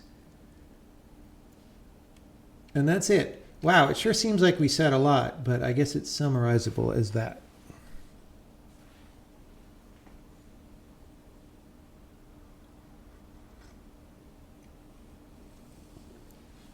What happens to rewind? What's it start? Runs out of RAM? Does it start flushing to disk? No, it just forgets.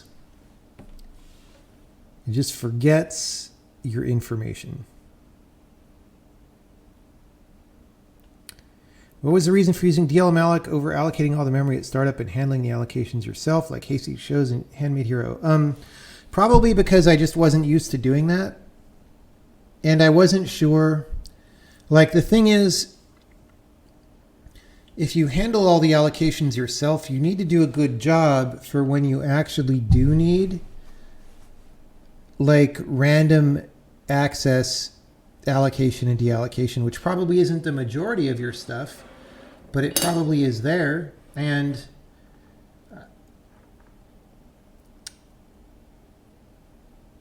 I don't know, it just didn't, that's just not the way that I did it. It probably might have been better, maybe.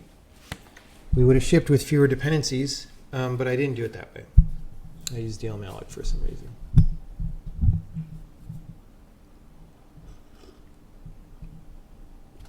Did the 360 patch system cause any challenges in terms of memory management? I don't think we ever patched. The 360 patch system was such a pain in the butt that I think we just never did it.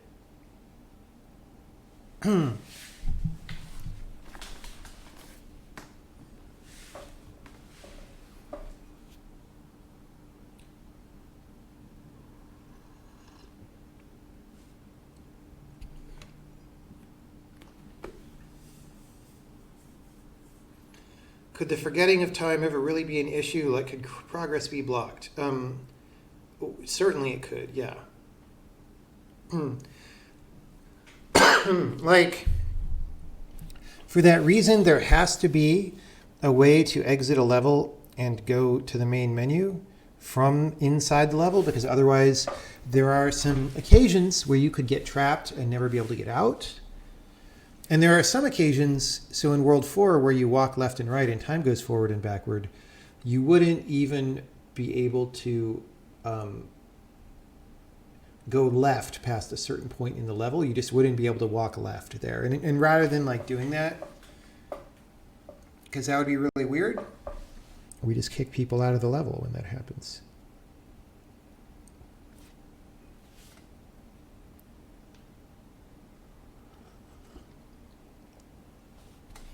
Would I do a code review of Braid on stream? Probably not, because the problem is, there's code all around in there in various places for interfacing with various consoles APIs.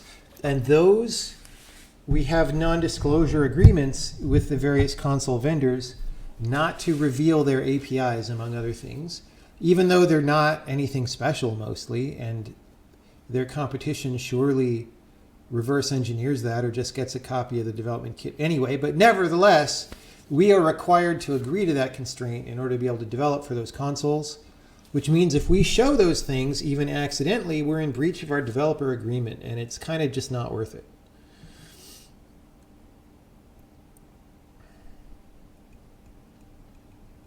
I mean, maybe sometime I could pre-vet a series of files and go through them, make sure that there's nothing like that in them and hopefully not miss anything, and then do that. But that would require premeditation. Like, I couldn't just bust it out right now and do that.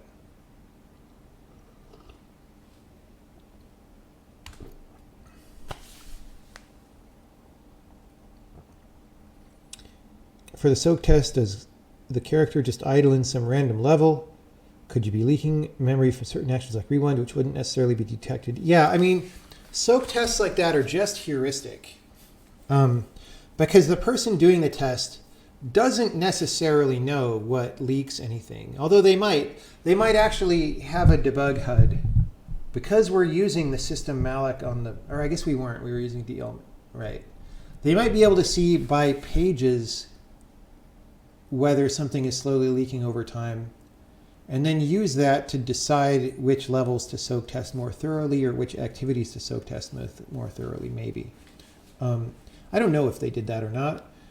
But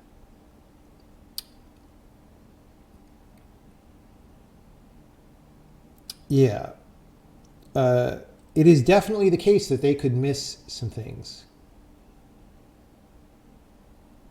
Definitely that can happen.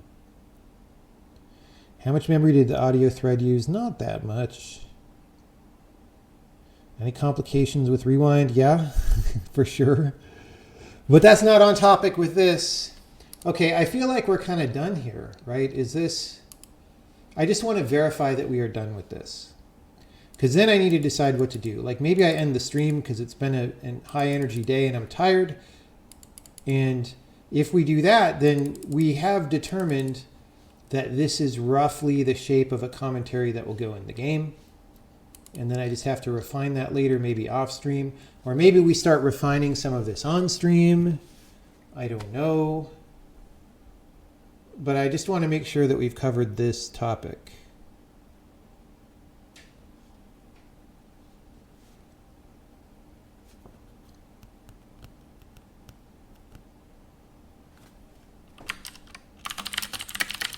Save files for Braid are pretty small. It just saves like what levels you've been to, what levels you've won, how many times you've completed the game, which worlds are unlocked, and the positions of the puzzle pieces. Maybe there's something besides that. But it's roughly just that. It's a small amount of memory, right? Well, which puzzle pieces you've acquired and which ones you haven't as well.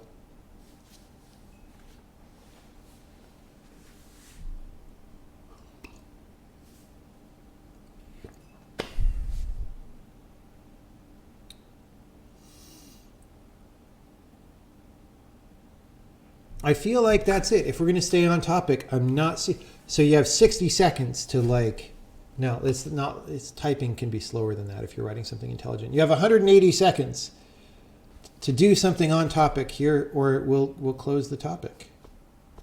And then maybe we can do more random Q&A and kind of wind down the stream.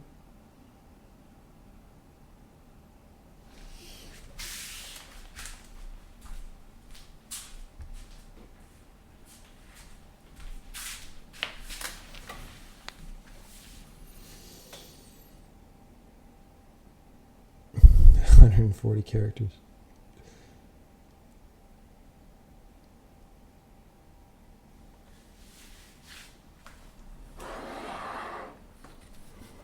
I think there was some way that I could tell how much memory was unallocated on the 360. I honestly don't remember the details of that.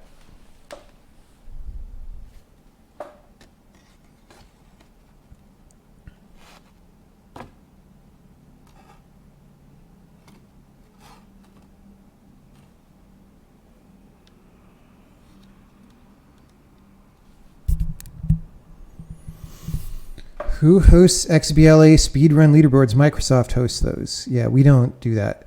It's like it's a sealed network, right? It doesn't not host things on the internet that it connects to.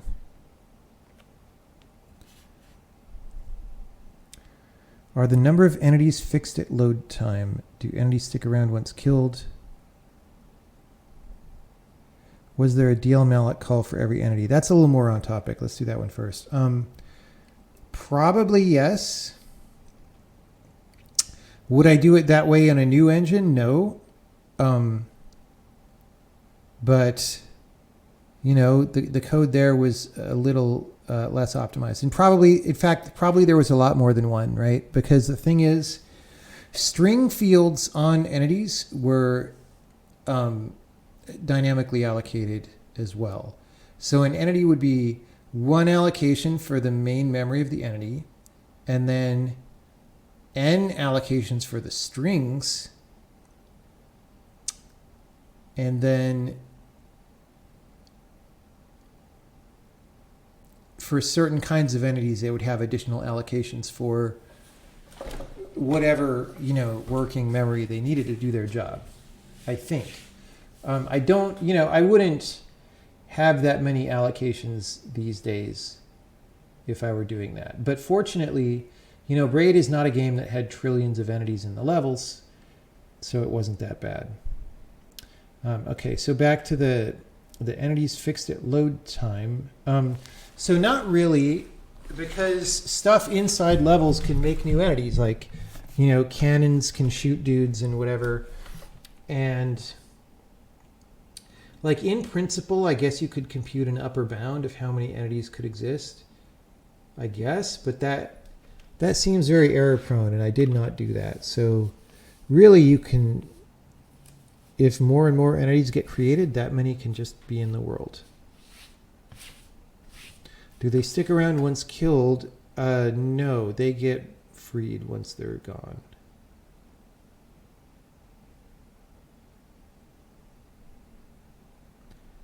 Did I ever have a problem with vendors not being as responsive as they would be to a larger studio all the time? All right, yeah, okay, so that's officially it for this. And I think what we're going to do is we're just going to put this in the commentary notes, and then I will make this into n different pieces of commentary at different levels. And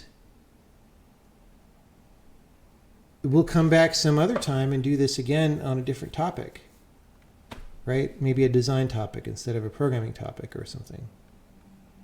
And that'll be fun. Okay, so let's broaden it up.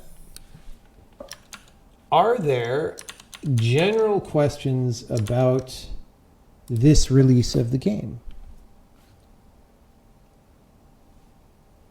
So we're going to stay on topic with a different definition of on topic. It's just about Braid Anniversary Edition, generally speaking.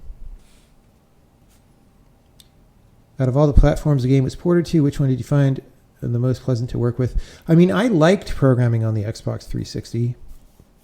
probably more than Windows. Like it was, well, okay. I liked the actual real part of programming for the Xbox 360, which was like the fixed platform, the known CPU, the known GPU, the known amount of memory. All that was great. The part that I hated was a lot of the APIs they give you to work with are stupid and don't make sense and are themselves like, when these APIs were designed, they obviously weren't thinking of the issues that they would then later make certification requirements for that you would have to comply with. So you ended up having to deal with all these certification requirements that if the API were different wouldn't be a problem. And instead of fixing the API, they made you just waste untold weeks of your life. So that part sucked. So for that part, I liked Windows much better. But for the actual real programming part, I like the Xbox better because it's fun to program for a known computer.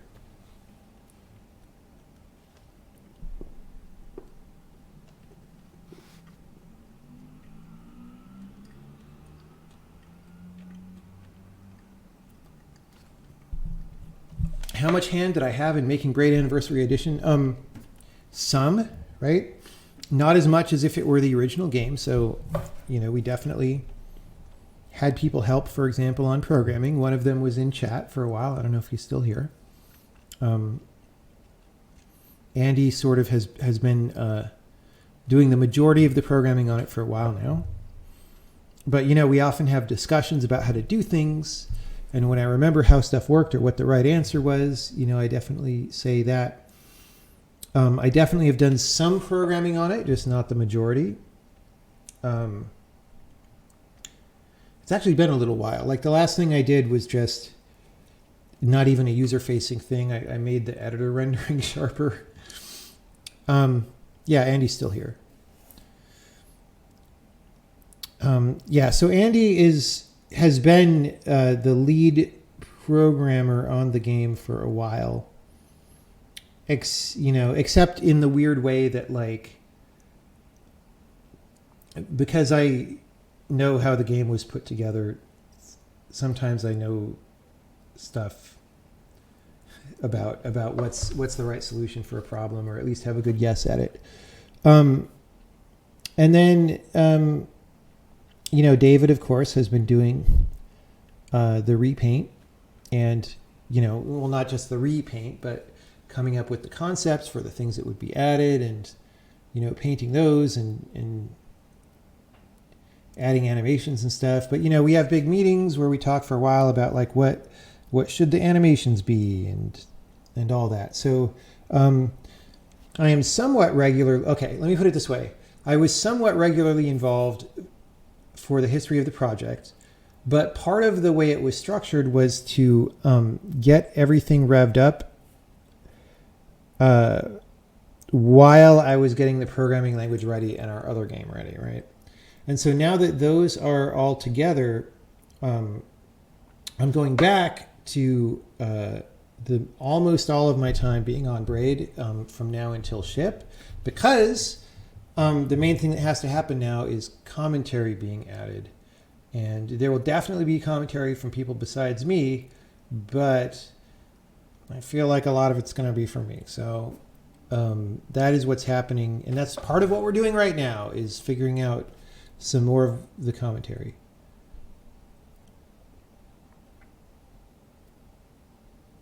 Who did the live action portion of the trailer? David with Area 5 did that.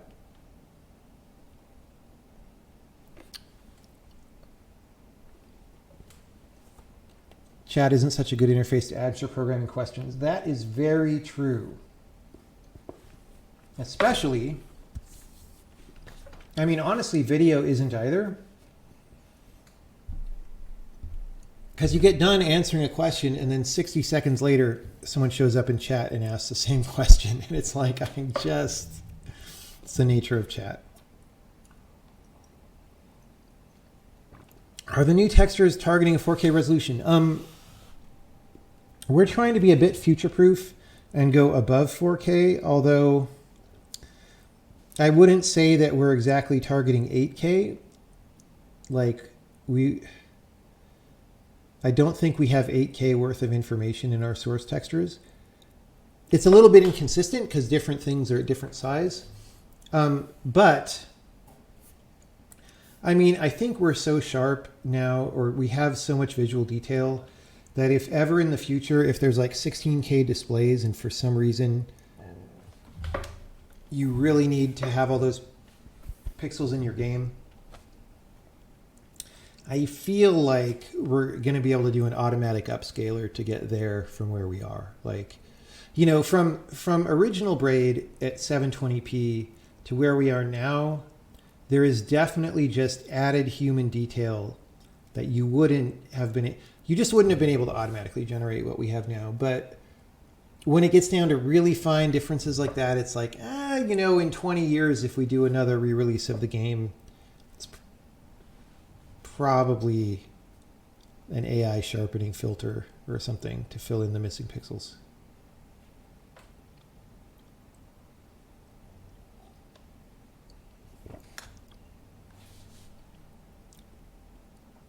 How long have we been working on the project? It's been in the background for a while. I actually don't want to guess a current date, but it's been a while. It's been some time. Could make all the art vector based, and then it would be infinitely scalable. Nah, I mean that doesn't work that way, because you would have to reauthor all the art in a vector program,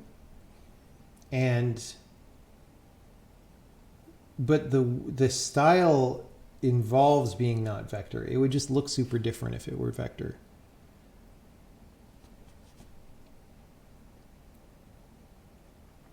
Curious what you think about persisting games as art and what that entails as a studio who wishes to make that happen.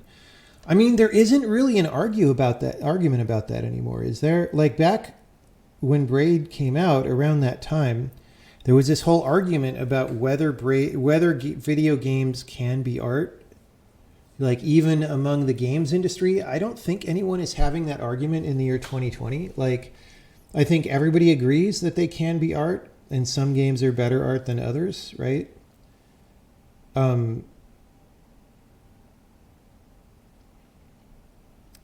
mean, there have been major American art institutions that have had game exhibits. I didn't think those game exhibits were very good, but nevertheless, they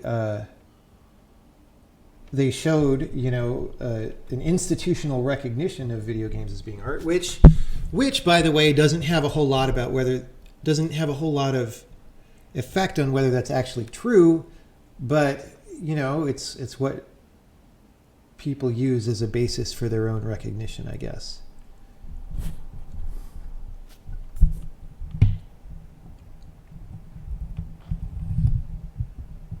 Have I rethought discussing the more personal themes and ending in the commentary?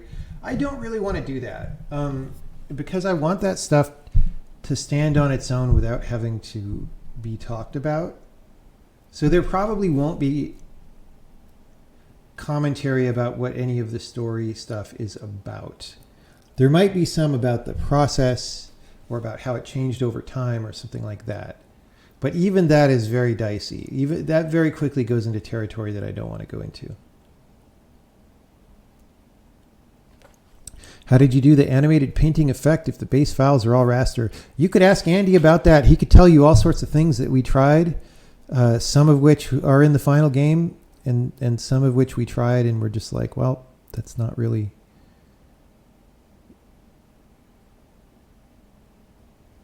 Yeah. So David's source art is way above 4K, but I don't remember how far above 4K. The guideline originally, when we started the project, was, you know, like Apple had 5K Mac monitors at that time, even. And so we said, well, 5K monitor is sort of the target. But yeah, we want to future-proof, but at the same time, you know, beyond a certain level, future-proofing... I don't know. Like I said, if we need to scale from like 5K to 16K, that feels to me more like an automated process than a hand paint. Which isn't to say there wouldn't be hand painted.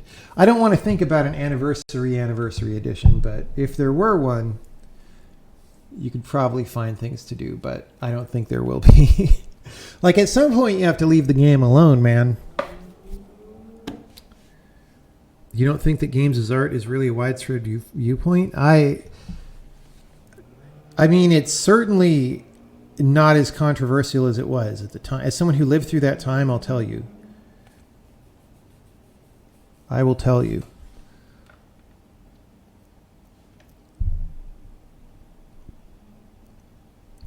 Have I read Roger Ebert's article claiming that video games can never be art? Yes. I think that Roger Ebert had a very limited view of what constituted art. Like when he thought about games being art, he was picturing them being art in exactly the ways that film are art, because that's what he critiques all the time. And he's actually mostly correct in that small area. And you know, this is something I agree with because I've given speeches about this. Like, video games are very bad at doing the kind of art that movies are very good at. But what Ebert didn't see, because he doesn't know games, is that video games are very good at doing art in certain other ways that you wouldn't be that familiar with if you didn't play them, right? And so he was kind of right and kind of wrong, but in the broadest strokes, he was certainly wrong. Like if the conclusion is, oh, they can't be art, that's completely wrong. They can't really do the things that film can do competently, then yes, he's right.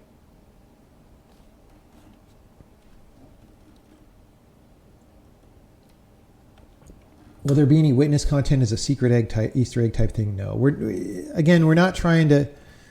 We don't want to put a lot of wacky stuff in the game because we're trying to preserve the game. We're not trying to make it into a random different thing, you know. Like it's still Braid. You know, it's not Braid with CGI dinosaurs on Tatooine or whatever.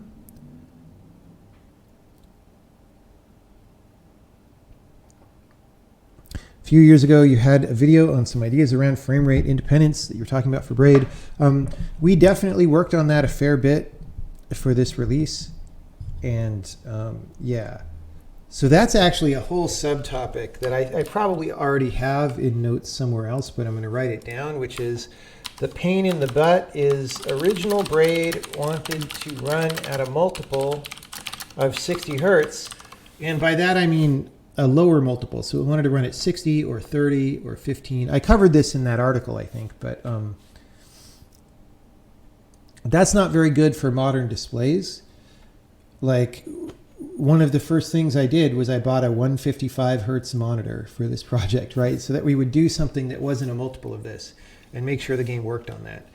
And that's another reason to do it as a separate release, because like it's kind of a different simulation loop than the original one in some major ways.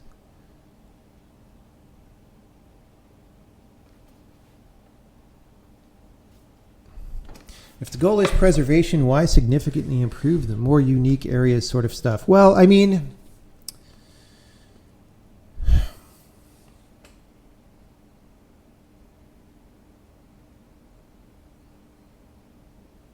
just because I felt like they deserve better.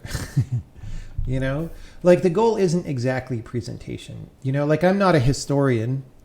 I'm allowed to modify the game, right? It's just I want to do it respecting the game. And so we're not modifying it in bad ways, hopefully. And we're just being very careful. But also, you know, I forgot to mention, we could show this. This will be fun. You know, we talk about this in the trailer, but it's worth showing.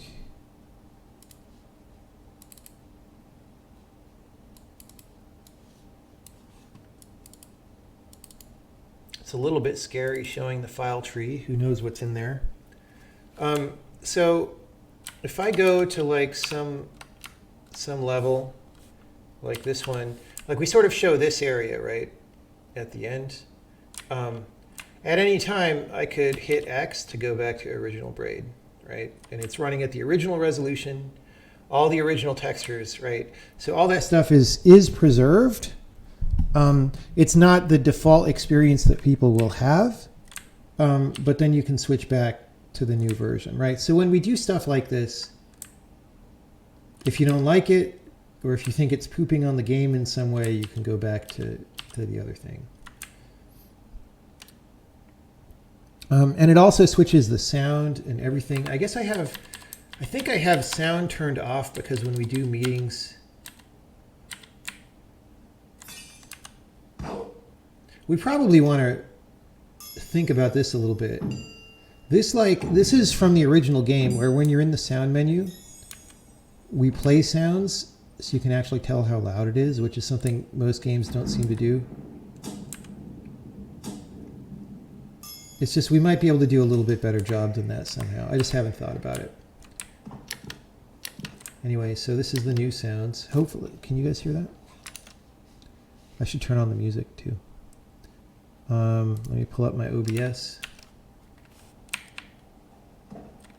Let me put my head in. It's probably better up here for this. Will make me a little smaller.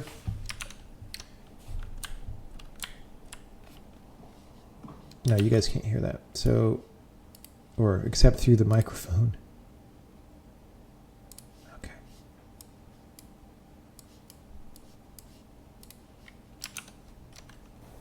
There we go. I'll even turn it up a bit. And then we'll turn on the music.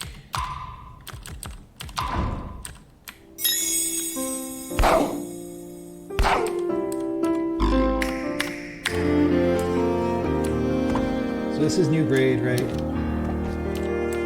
This is old Braid. The music doesn't sound that different, but the new one is processed a little differently, and we actually do switch back and forth. But like the jumping and landing effects and stuff are different.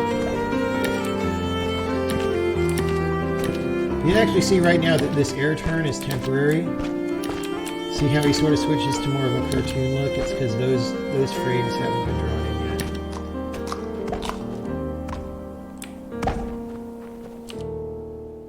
Anyway, kind of loud. Okay, I'll turn it down a little.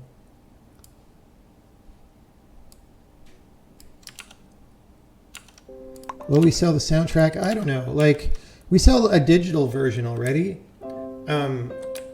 We might do like a printing of it. It's just we'd have to work with a label that really wants to do that. Like, that's going to do a good job. We have some people talking to us, and I'm just not convinced it's going to be good if we do it. That's all.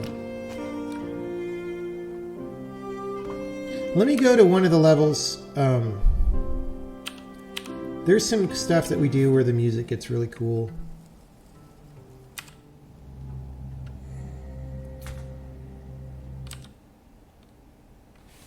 So like here, like there was music here in the original game, which is what we're doing right now, but it's kind of quiet. And like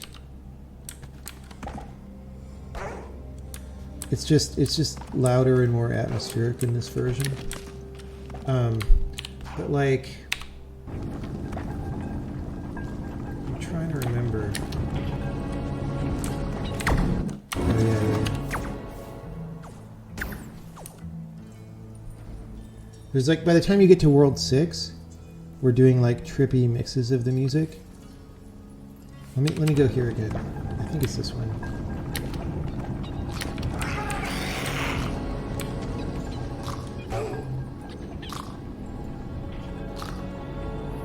So like this music is a mix of some of the earlier stuff that you've encountered before in the game. And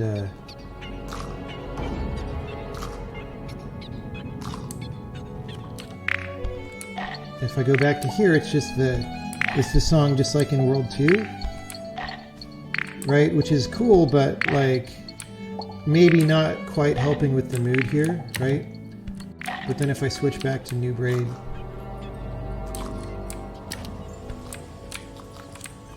So, you know, you know, it's not an exact preservation.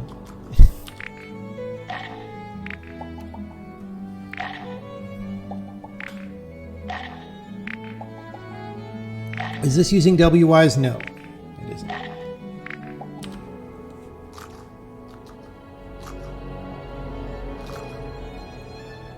Will it support HDR? Probably not. I mean, a 2D game is pretty hard to make HDR and have it be viewable. I don't know. Have I solved the time rewind thing? What time rewind thing? I mean, the original game had time rewind, so we must have solved something.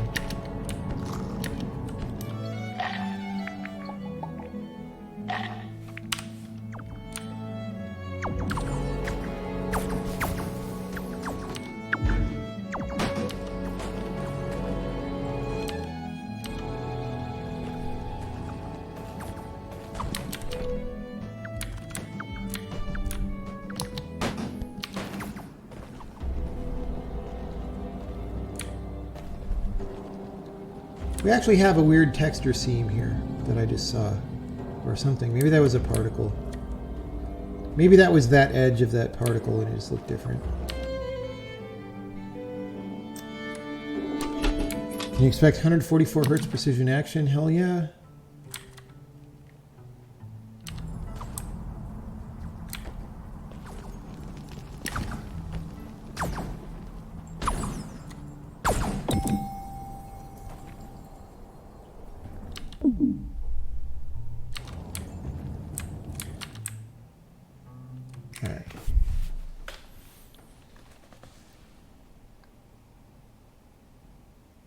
Remasters that fail to preserve that original experience is something you see as a problem. Yeah, although it isn't exactly the original experience either, right? Because, you know, the original game ran at 720p on displays that were better at displaying 720p than your monitor, your 4K, 5K, 14K future monitor, you know? Like, just like MAME ports of old arcade games running on Windows like don't actually look that much like the old arcade games looked like. It's similar. It's not as bad as that actually, but it's a similar thing.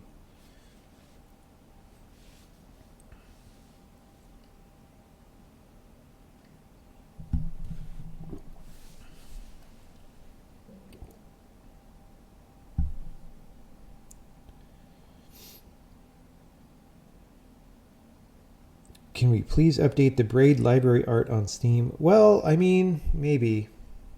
Maybe now that we've released this, we can do stuff like that. Or not release this, but announce this. We have the bandwidth to do stuff like that, maybe. I was looking at that menu and I was like, oh, it's so blurry, but that's because we're in old Braid, right? That's new Braid menu. Old, new.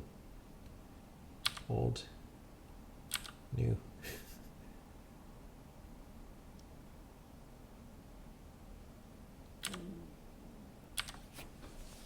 I don't know how much of that is getting blurred out by Twitch, by the way, either, but I like the way these particles look. They're real nice. Real nice. Why is it pillar box? That's just how the menu in this game works. Like it opens out like this, and then like if you go to another menu and then go back. This is just how the menu system worked.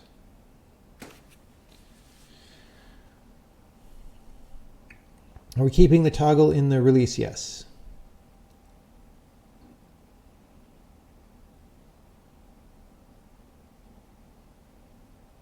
Is the soundtrack also being remastered? Good question. I mean, I kind of don't want to mess with the original songs. I mean, those songs belong to those artists. Why should we mess with them too much? Can you see level 3.8? Well, keep in mind, not all levels are finished. Yeah, this one's probably going to get some more detailing. So here, you know, this tree here that's above me is sort of a central feature of the level. And it just sort of stops where it is. Like this tree in old 3.8 is sort of a generic asset that's used in a bunch of places, but then it kind of became central to the level physically, and then so we sort of designed the new level art around that. It's just, I would like to go in and detail the background on the bottom more. I feel like that would be nice.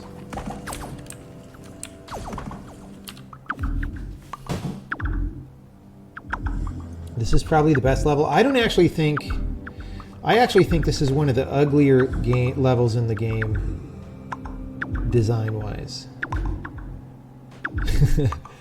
It's one of the ones that, I mean, it's interesting and stuff, but it's, when I think of the canonical best levels of Braid, this level isn't in that list.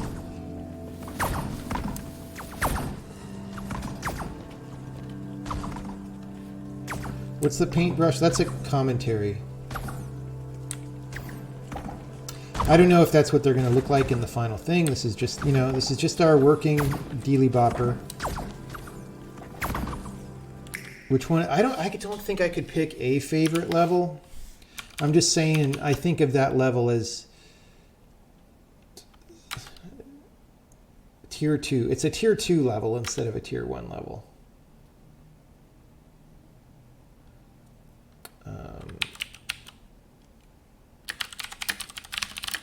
These are all commentary topics.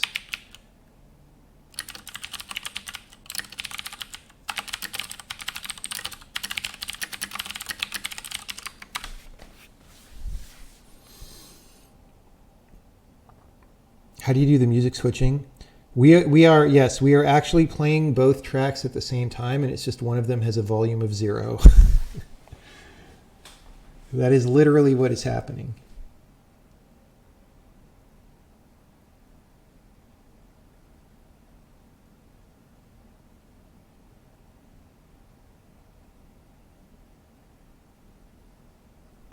Mentioned in the past, I purposefully left the game plain, but now seem to be adding a lot of extra detailing.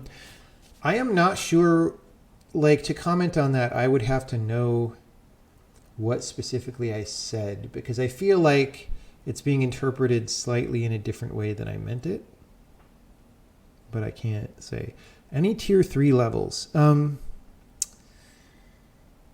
don't think so. I don't think so. There's no levels that are just like bad and that I wish weren't in the game. But there are levels that are the best, and there are the levels that are not the best.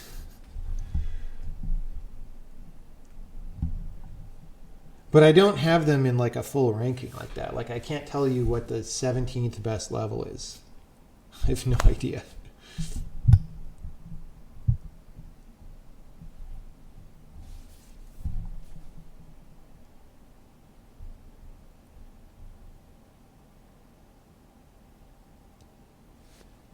Audio guys have very specific opinions about how long the crossfades between the HD and SD tracks should be per level. Yep. Well, that's, you know, I mean, that's their job, is to be picky about how things sound. So,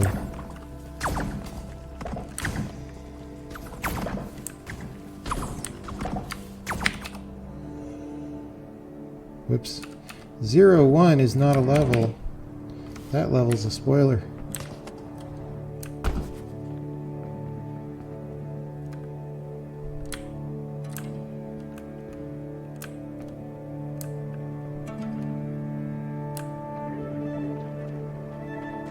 We can go to the cool title screen. I don't know if my picture will be covering it, but I like doing this. Let me see. Wow, my camera really is pointing up these days. Oh, no, you're good. Like, I really like the fact that we made it say Anniversary Edition, even though that was probably just for the trailer, and it will probably not say that in the release. But, like, you know, you look at this and you're like, oh yeah, that's what the Braid title screen looked like, totally. But then you switch to the old version and you're like, oh, it's kind of different. And there's just like less, even though at the time this was the level that we worked the hardest on and added the most detail to, it just doesn't feel like there's that much when you're seeing it all like blurry at 4K and stuff. But then here it's like, okay, I see that there's stuff going on the screen.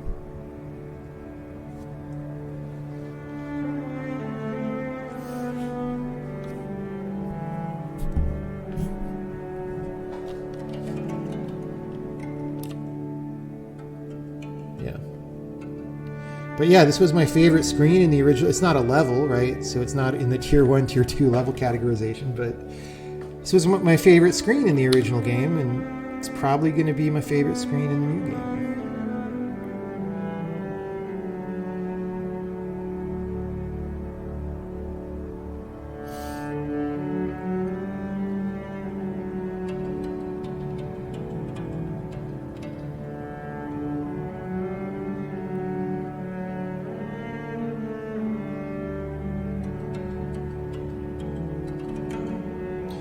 Commentary about how I chose the music.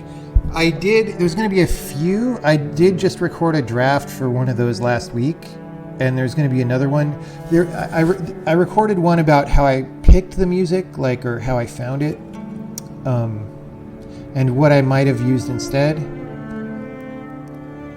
And next one is going to be the fact that I was trying to find things that were rewindable and sounded interesting under rewinded stuff.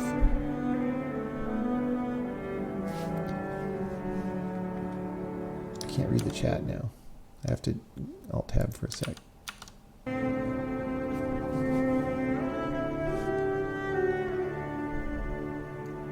There's something a little too stark about the fire particle effects in the text. Maybe. I mean, it might just be what you're used to. This is more abstract and not necessarily fired. That's true. There's this problem, though.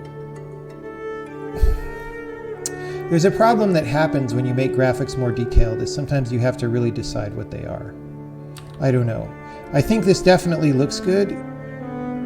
It is a little bit of a question to me whether it should unambiguously be fire or not.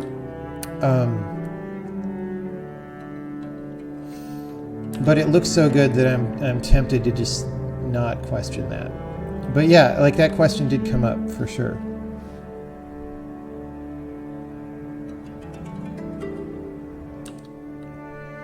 So the original one, this was not really a font. This was me trying to trace over the letters from the official game font, but with just line segments, because that was the only tool I had programmed to generate particles. And so you can't really get anything very close to any specific font with just particles coming out of some line segments, right? And so with this one,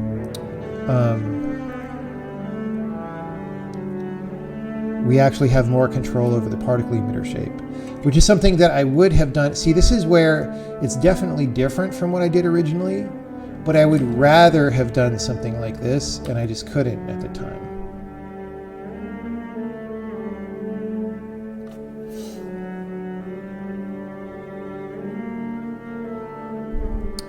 Maybe the anniversary edition is a bit too long. I literally just said that's probably not going to be on the screen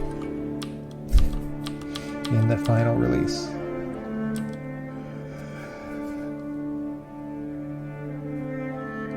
Will the new version have a colorblind mode? I mean, I'm not sure what we can do there. We might be able to, it's not the kind of game where there's lots of objects where you need to match them or anything, right? So there might just be, we can do a scan for scenes that are just too hard to read for certain kinds of color blindness and let you tweak that. But, it's not going to be like a match 3 or something where objects have different textures on them. Any chance it'll be released in physical format? I don't know. It's very unlikely. It's just not... It wasn't really worth doing before, and it's just kind of not that... It's especially not that worth it now. Nobody buys games in physical form, hardly, anymore. Unless they're super mainstream AAA games. And even those, especially after coronavirus time, nobody's going to be doing that.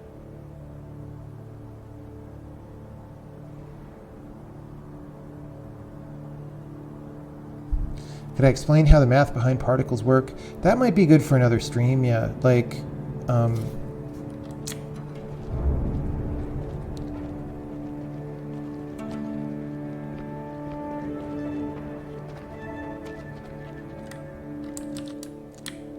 this isn't that different between the two versions. Almost can't see the difference right here.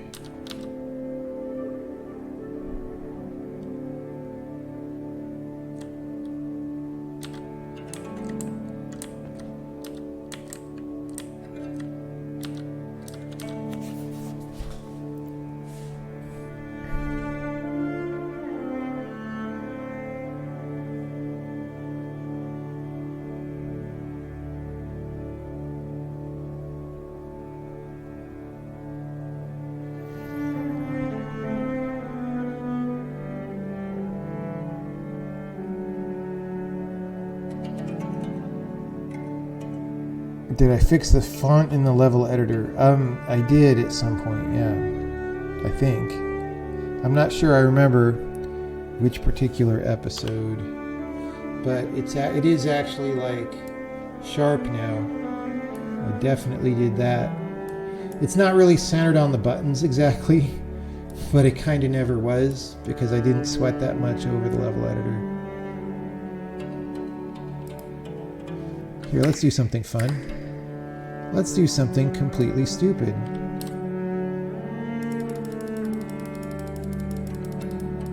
I don't think I made a better way to do this.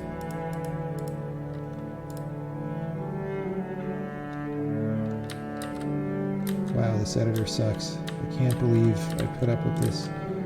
Where did that go? Okay, hold on.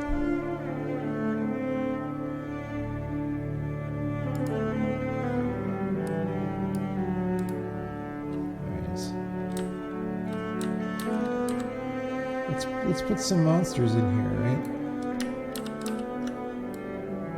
Like, that's what this game really needs. These monsters in the house that you could jump on.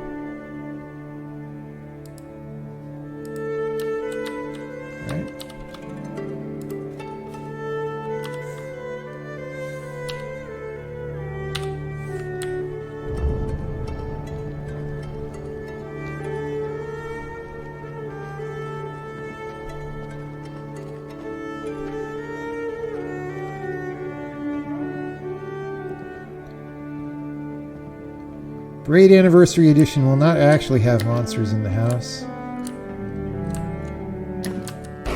Especially because if you die in here when the game starts, there's no rewind. Also, I didn't put them at the right Z value, so he's like going behind the bathroom, which is awkward.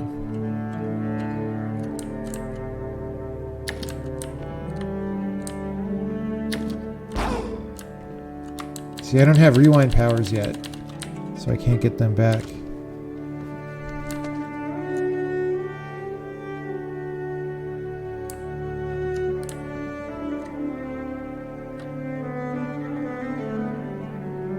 What happens if I die? Just soft lock? Probably.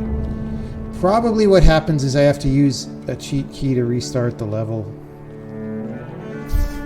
If I die in the house, it's probably really bad. Let's find out.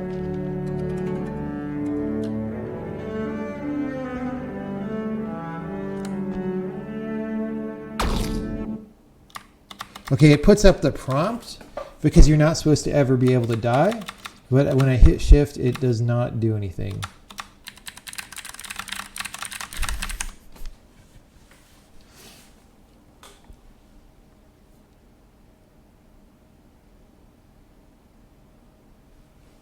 The bad ending, yeah. I mean, people complained about this game being hard when it came out. Imagine it was that hard.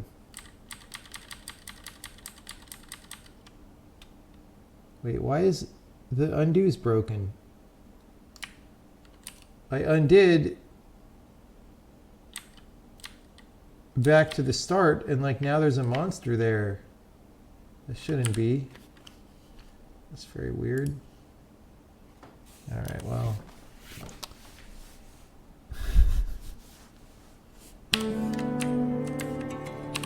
Imagine that a platformer where you literally miss one jump and it's game over. That would be fun. Okay, monsters are gone.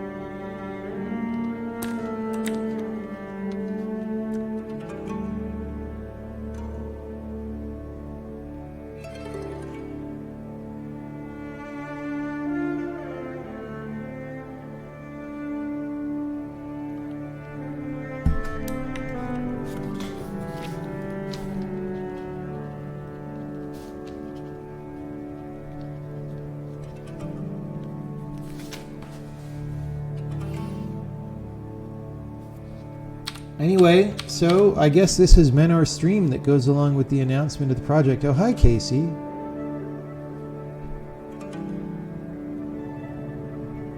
I don't know how long Casey's been here.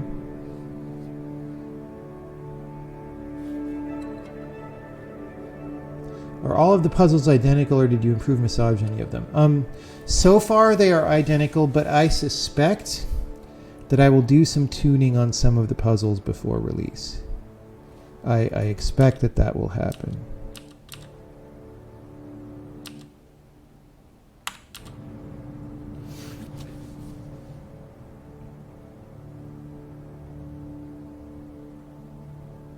How does audio rewind work? We literally just play the samples backwards.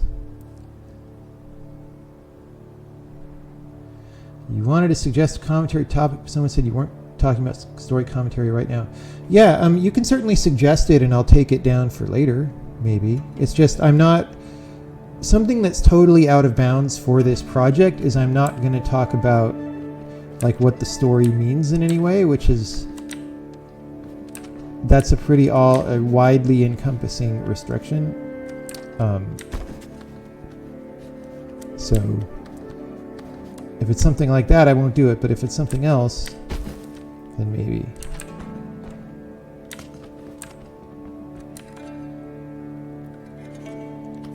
How will tuned puzzles work with the instant toggle? Well, that's a good question.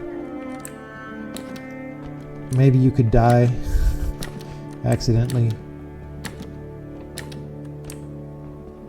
We just have to see what they are if we do that.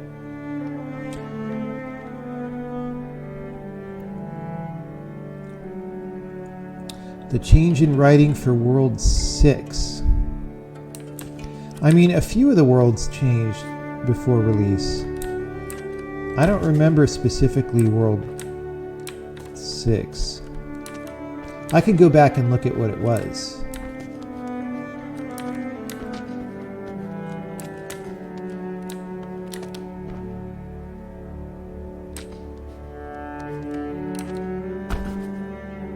But yeah, I mean, topics like that are, if I can find a way to talk about them without going into territory that I kind of don't want to go into, then I will.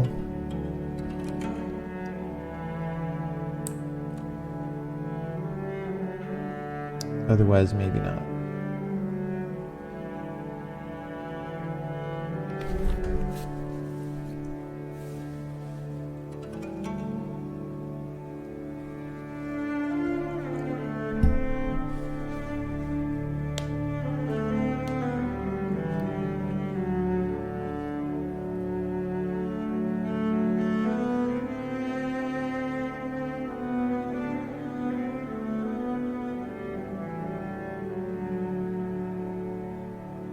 How about subtle animations inside the canvases? Do you think that that's not happening right now?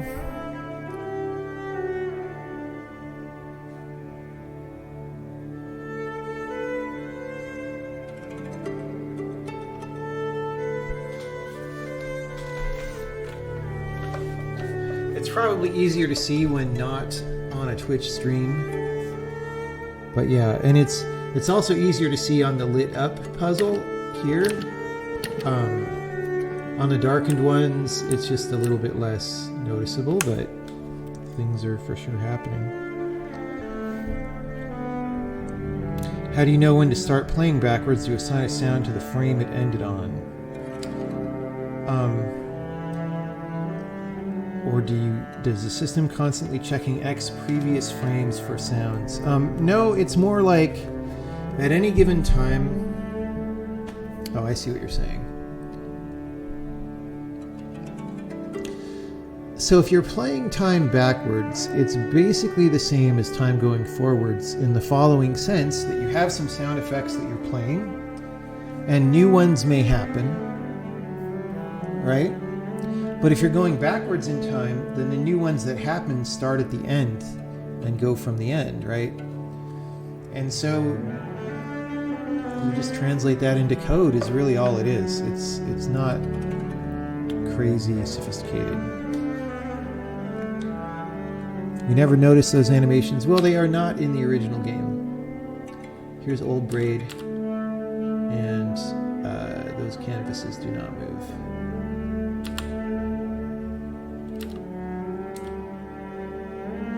That's a level edit mistake right there, actually, or something.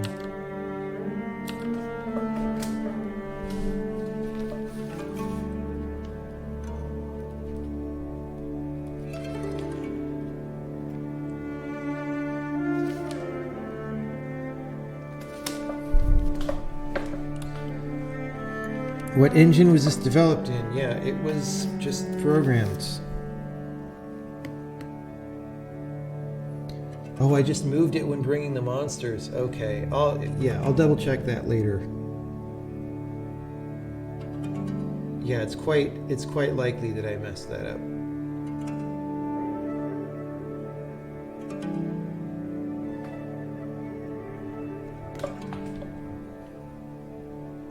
Just program the engine. That's like what we did in the old days. Like, I don't understand why. I mean, I do, but like, that was just what you did to make a video game in the old days, is you just made the game.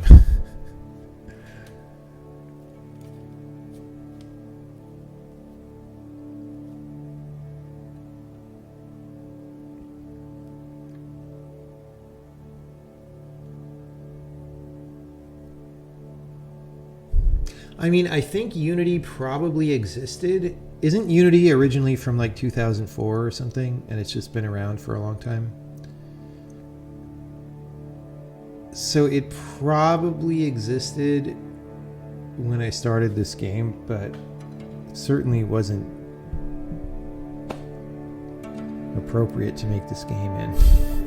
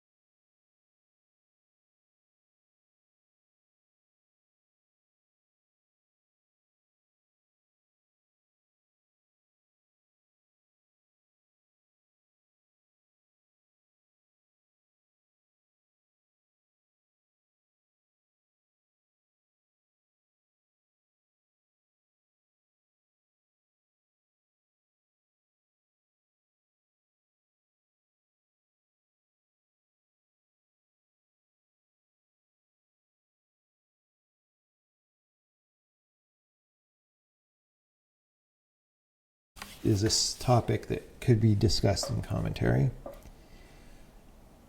Those were the days, man.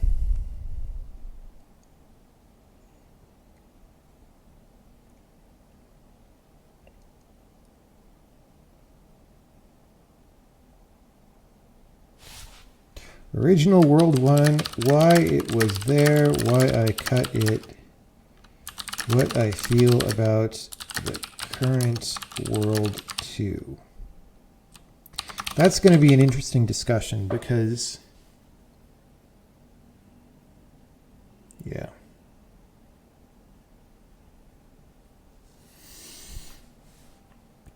What about Mountain King? Oh my God. See, yeah, that's worth talking about.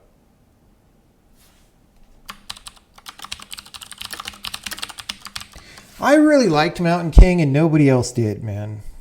But that would have turned it into a pretty different game than it ended up being if I'd kept that concept, you know. So the deal is, the original thing was going to be that in each world there was a door that you could go through somewhere near the puzzle room. You know, the puzzle panel where you can put together the puzzle. And in fact, it might have been that you finish putting together the puzzle and it would open the door. And that would take you to a modified version of an 80s arcade game where you could use the particular rewind power of that world in the arcade game. And so like I was going to do Burger Time, but I never got to that. I did Mountain King. I did my own version of Mountain King, which I thought was fucking baller. It was better than the original game by far, or not by far, but like, you know, it's not a fair comparison because you have many decades of experience on that game. I had some preliminary implementations of a couple other games. Now's my chance to totally Lucas this. Yeah. I don't remember what other games were in there. So it was going to be like Burger Time was going to be the World 2 for just Rewind, I think. And then Mountain King was going to be Rewind with some things that are exempt to Rewind. And then Time Tied to Space. Maybe that was actually going to be Burger Time. Because like you walk across the burger patty and then you would have to keep walking for it to fall and stuff. I don't remember. The thing is, it would have to be Burger Time on a wrapping level or you would never be able to do it. Put it in the anniversary edition. No, we are not doing that. We are not doing that. So if level editors are a key tool for iterating on game content, how similar are they between games? Well, we definitely start with the editor for one. So the editor for The Witness started as the Braid editor. The editor for the Sokoban game started as the Witness editor. But then you change them very heavily very early on because they're for the wrong thing. And honestly, the Braid editor was not very good. It was very hard to use. And so the first thing I decided for Witness was like, look, it's going to be a bigger team. We're going to be building a 3D world. The editor has to be better. So I invested more time into it up front. And it never was good. The Witness editor never was like good, but it was better than the Braid editor substantially.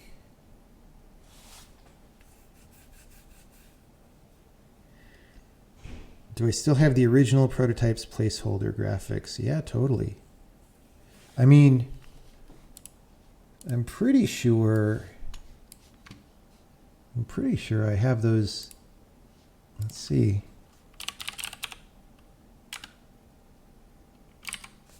I guess I don't have them unzipped right here.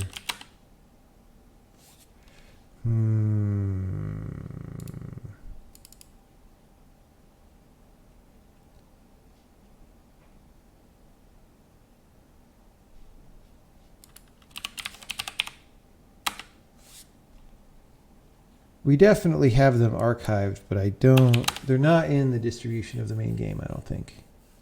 So I can't show you right now. I think I've shown them on stream before, though.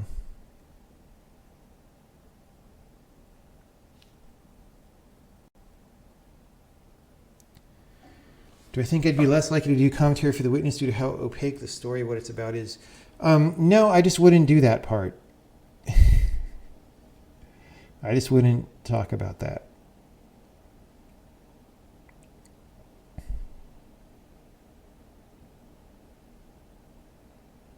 Have I ever given a talk about building level editors? Not an entire talk. I've definitely talked about how we do it in interviews and streams and stuff.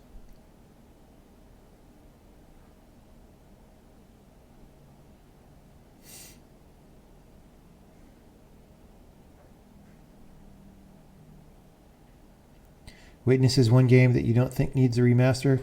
Well, I hope not, because it's only from a few years ago, but, you know, in the future, 10 years from now, will you feel like Witness doesn't need a remaster? I don't know.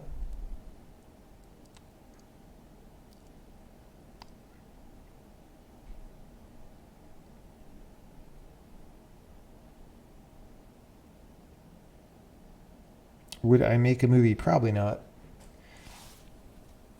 Probably not. There's just too much game stuff to do.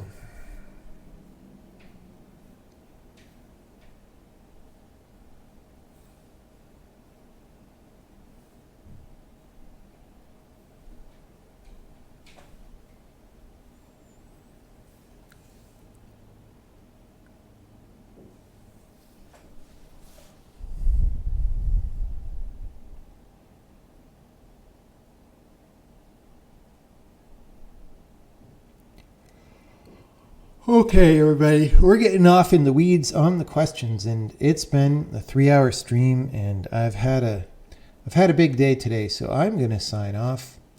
I'm going to save these notes that we did. It was fun to sit there and talk about this and make these notes, and then these will be turned into actual commentary later. I mean, maybe sometime we'll do a stream. Like, it might be fun to do a longer stream sometime where we go all the way to recorded rough draft commentary in the game.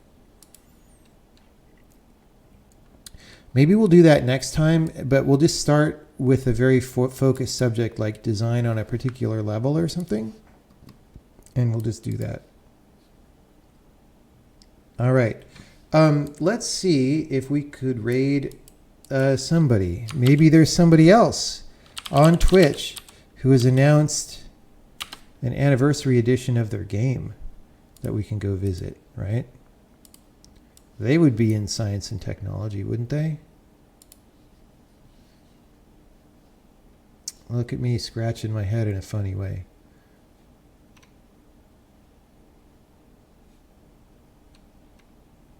Streaming with dinosaurs.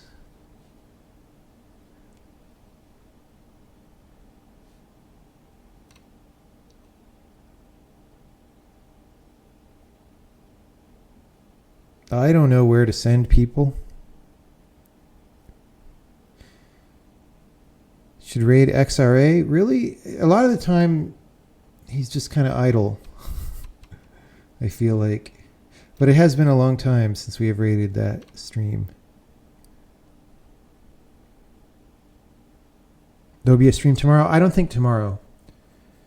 I actually need to take a day off for like the first day in weeks, but you know, sometime soon. We could raid somebody with hardly any viewers,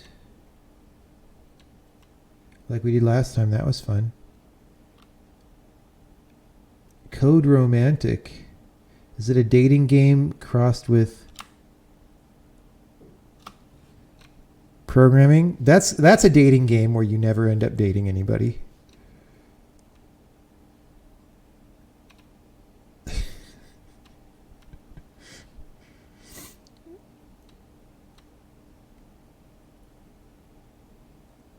We can't keep rating the same people all the time. I don't know. I very rapidly get lost and stop seeing things once we get this far down in the stream. So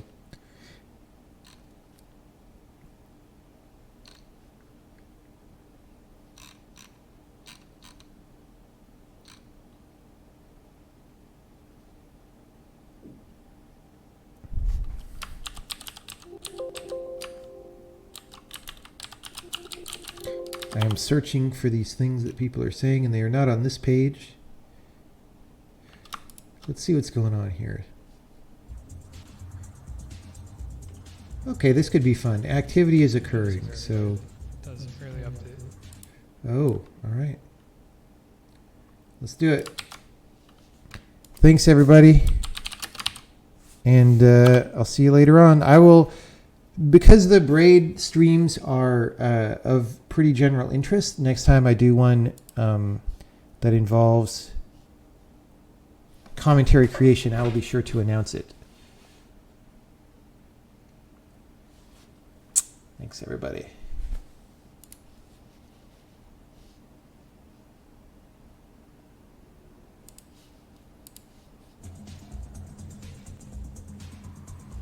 That's so weird.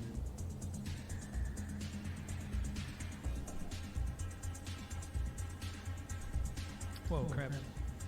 Hey, Naysayer, how you doing? Thanks for the raid. How's it going, everybody?